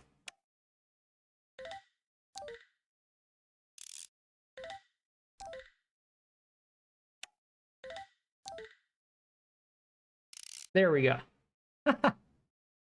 This is like one of the best things I built in the game. So I'm actually a little bit like, the knowledge it takes to construct this. I imagine in the next couple days, weeks, people are going to come out with, and they already are coming out with, we'll work on the Mark II in the future, but that is not the correct way. People are going to come out with ridiculous aircraft. Like the Carbon the Carbon 1B Dragster is an example of what I'm talking about. Except you take the same concept and apply it to something like really maneuverable.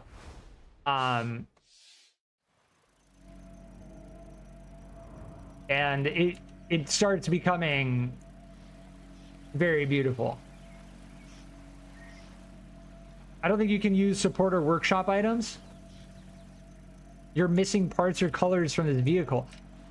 So what you're saying is, that's why I asked that question.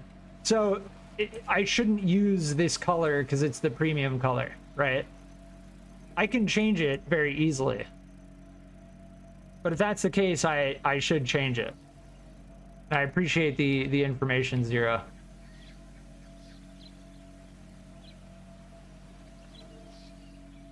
Smaley dude, welcome back. We have just created quite possibly the best aircraft that I've built in this game. Very, very maneuverable. The next iteration of this is going to have to be something just even more. I love how it stops as well. Like, you stop rotation of the blades and you just kind of coast. It's so clean. I love this thing. And it's perfectly balanced with the two weights as well. Like, maybe a tiny bit of nose down, but that's why we have the weight in the back, to prevent like an extreme amount of nose down.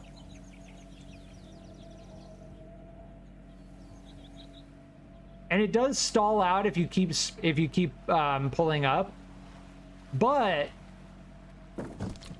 you can do. We did what, 3 loop-de-loops before we crashed? Yeah, it's got a good balance of power and maneuverability. If we put an extra planetary gear on it, we lose. Like, look at that, clean through the bridge. We lose the maneuverability if we add more power to it.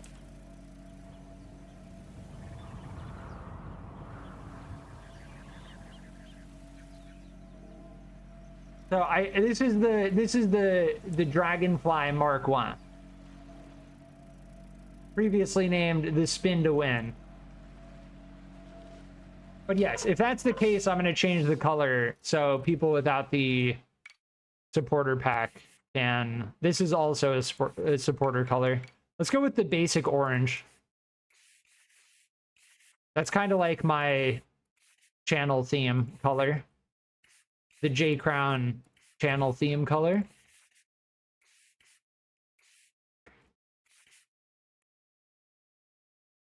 Oh, we need to paint the fins as well. Yeah.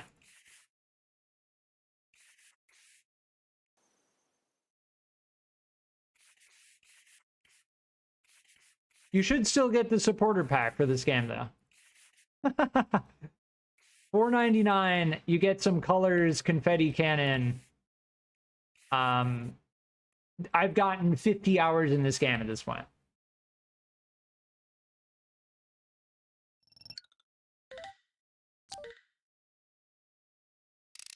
There you go. The J Crown Dragonfly Mark 1 orange, so anyone can use it. Clean. Make the fins black. Oh, we could make the propellers black too.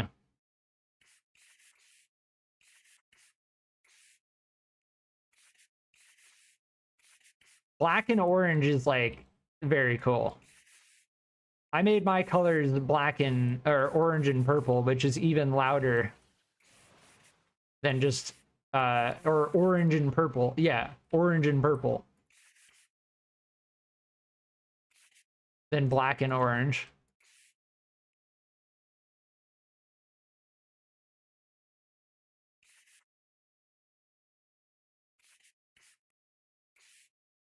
Do half and half. There you go. I hope. I think those are the 3 colors. So the striped, the metallic purple, the metallic blue, and then the gold are all premium.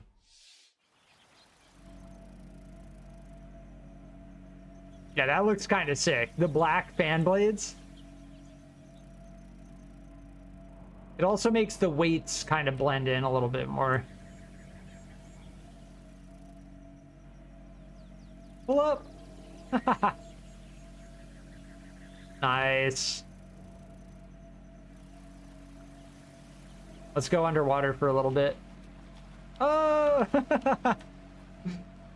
That's the crazy thing about this. Like, if I want to turn right, okay, you can turn right. Cool. There, turn right. You want to turn left? Turn left. Cool. Like, that, it does rotate a little bit. The best thing to do is to pitch. Like that. With Q and E. It feels so good to fly. I highly recommend trying this thing on the workshop. Because it actually feels good. Oh, we touched our tail. Rip.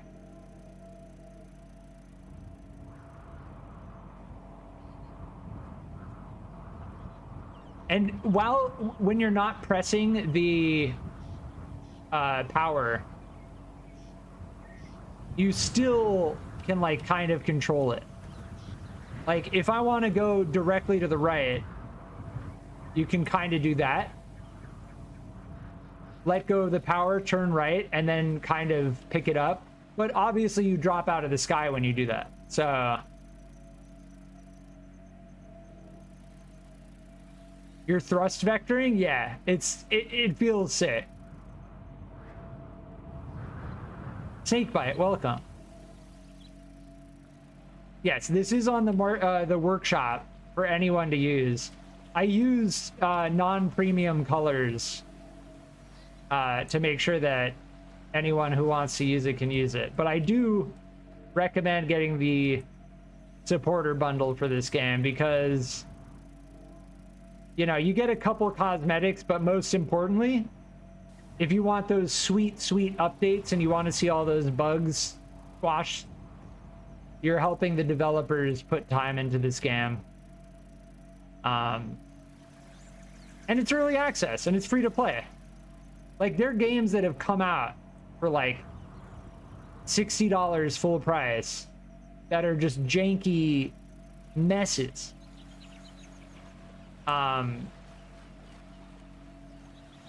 This game is a very nice, refreshing release.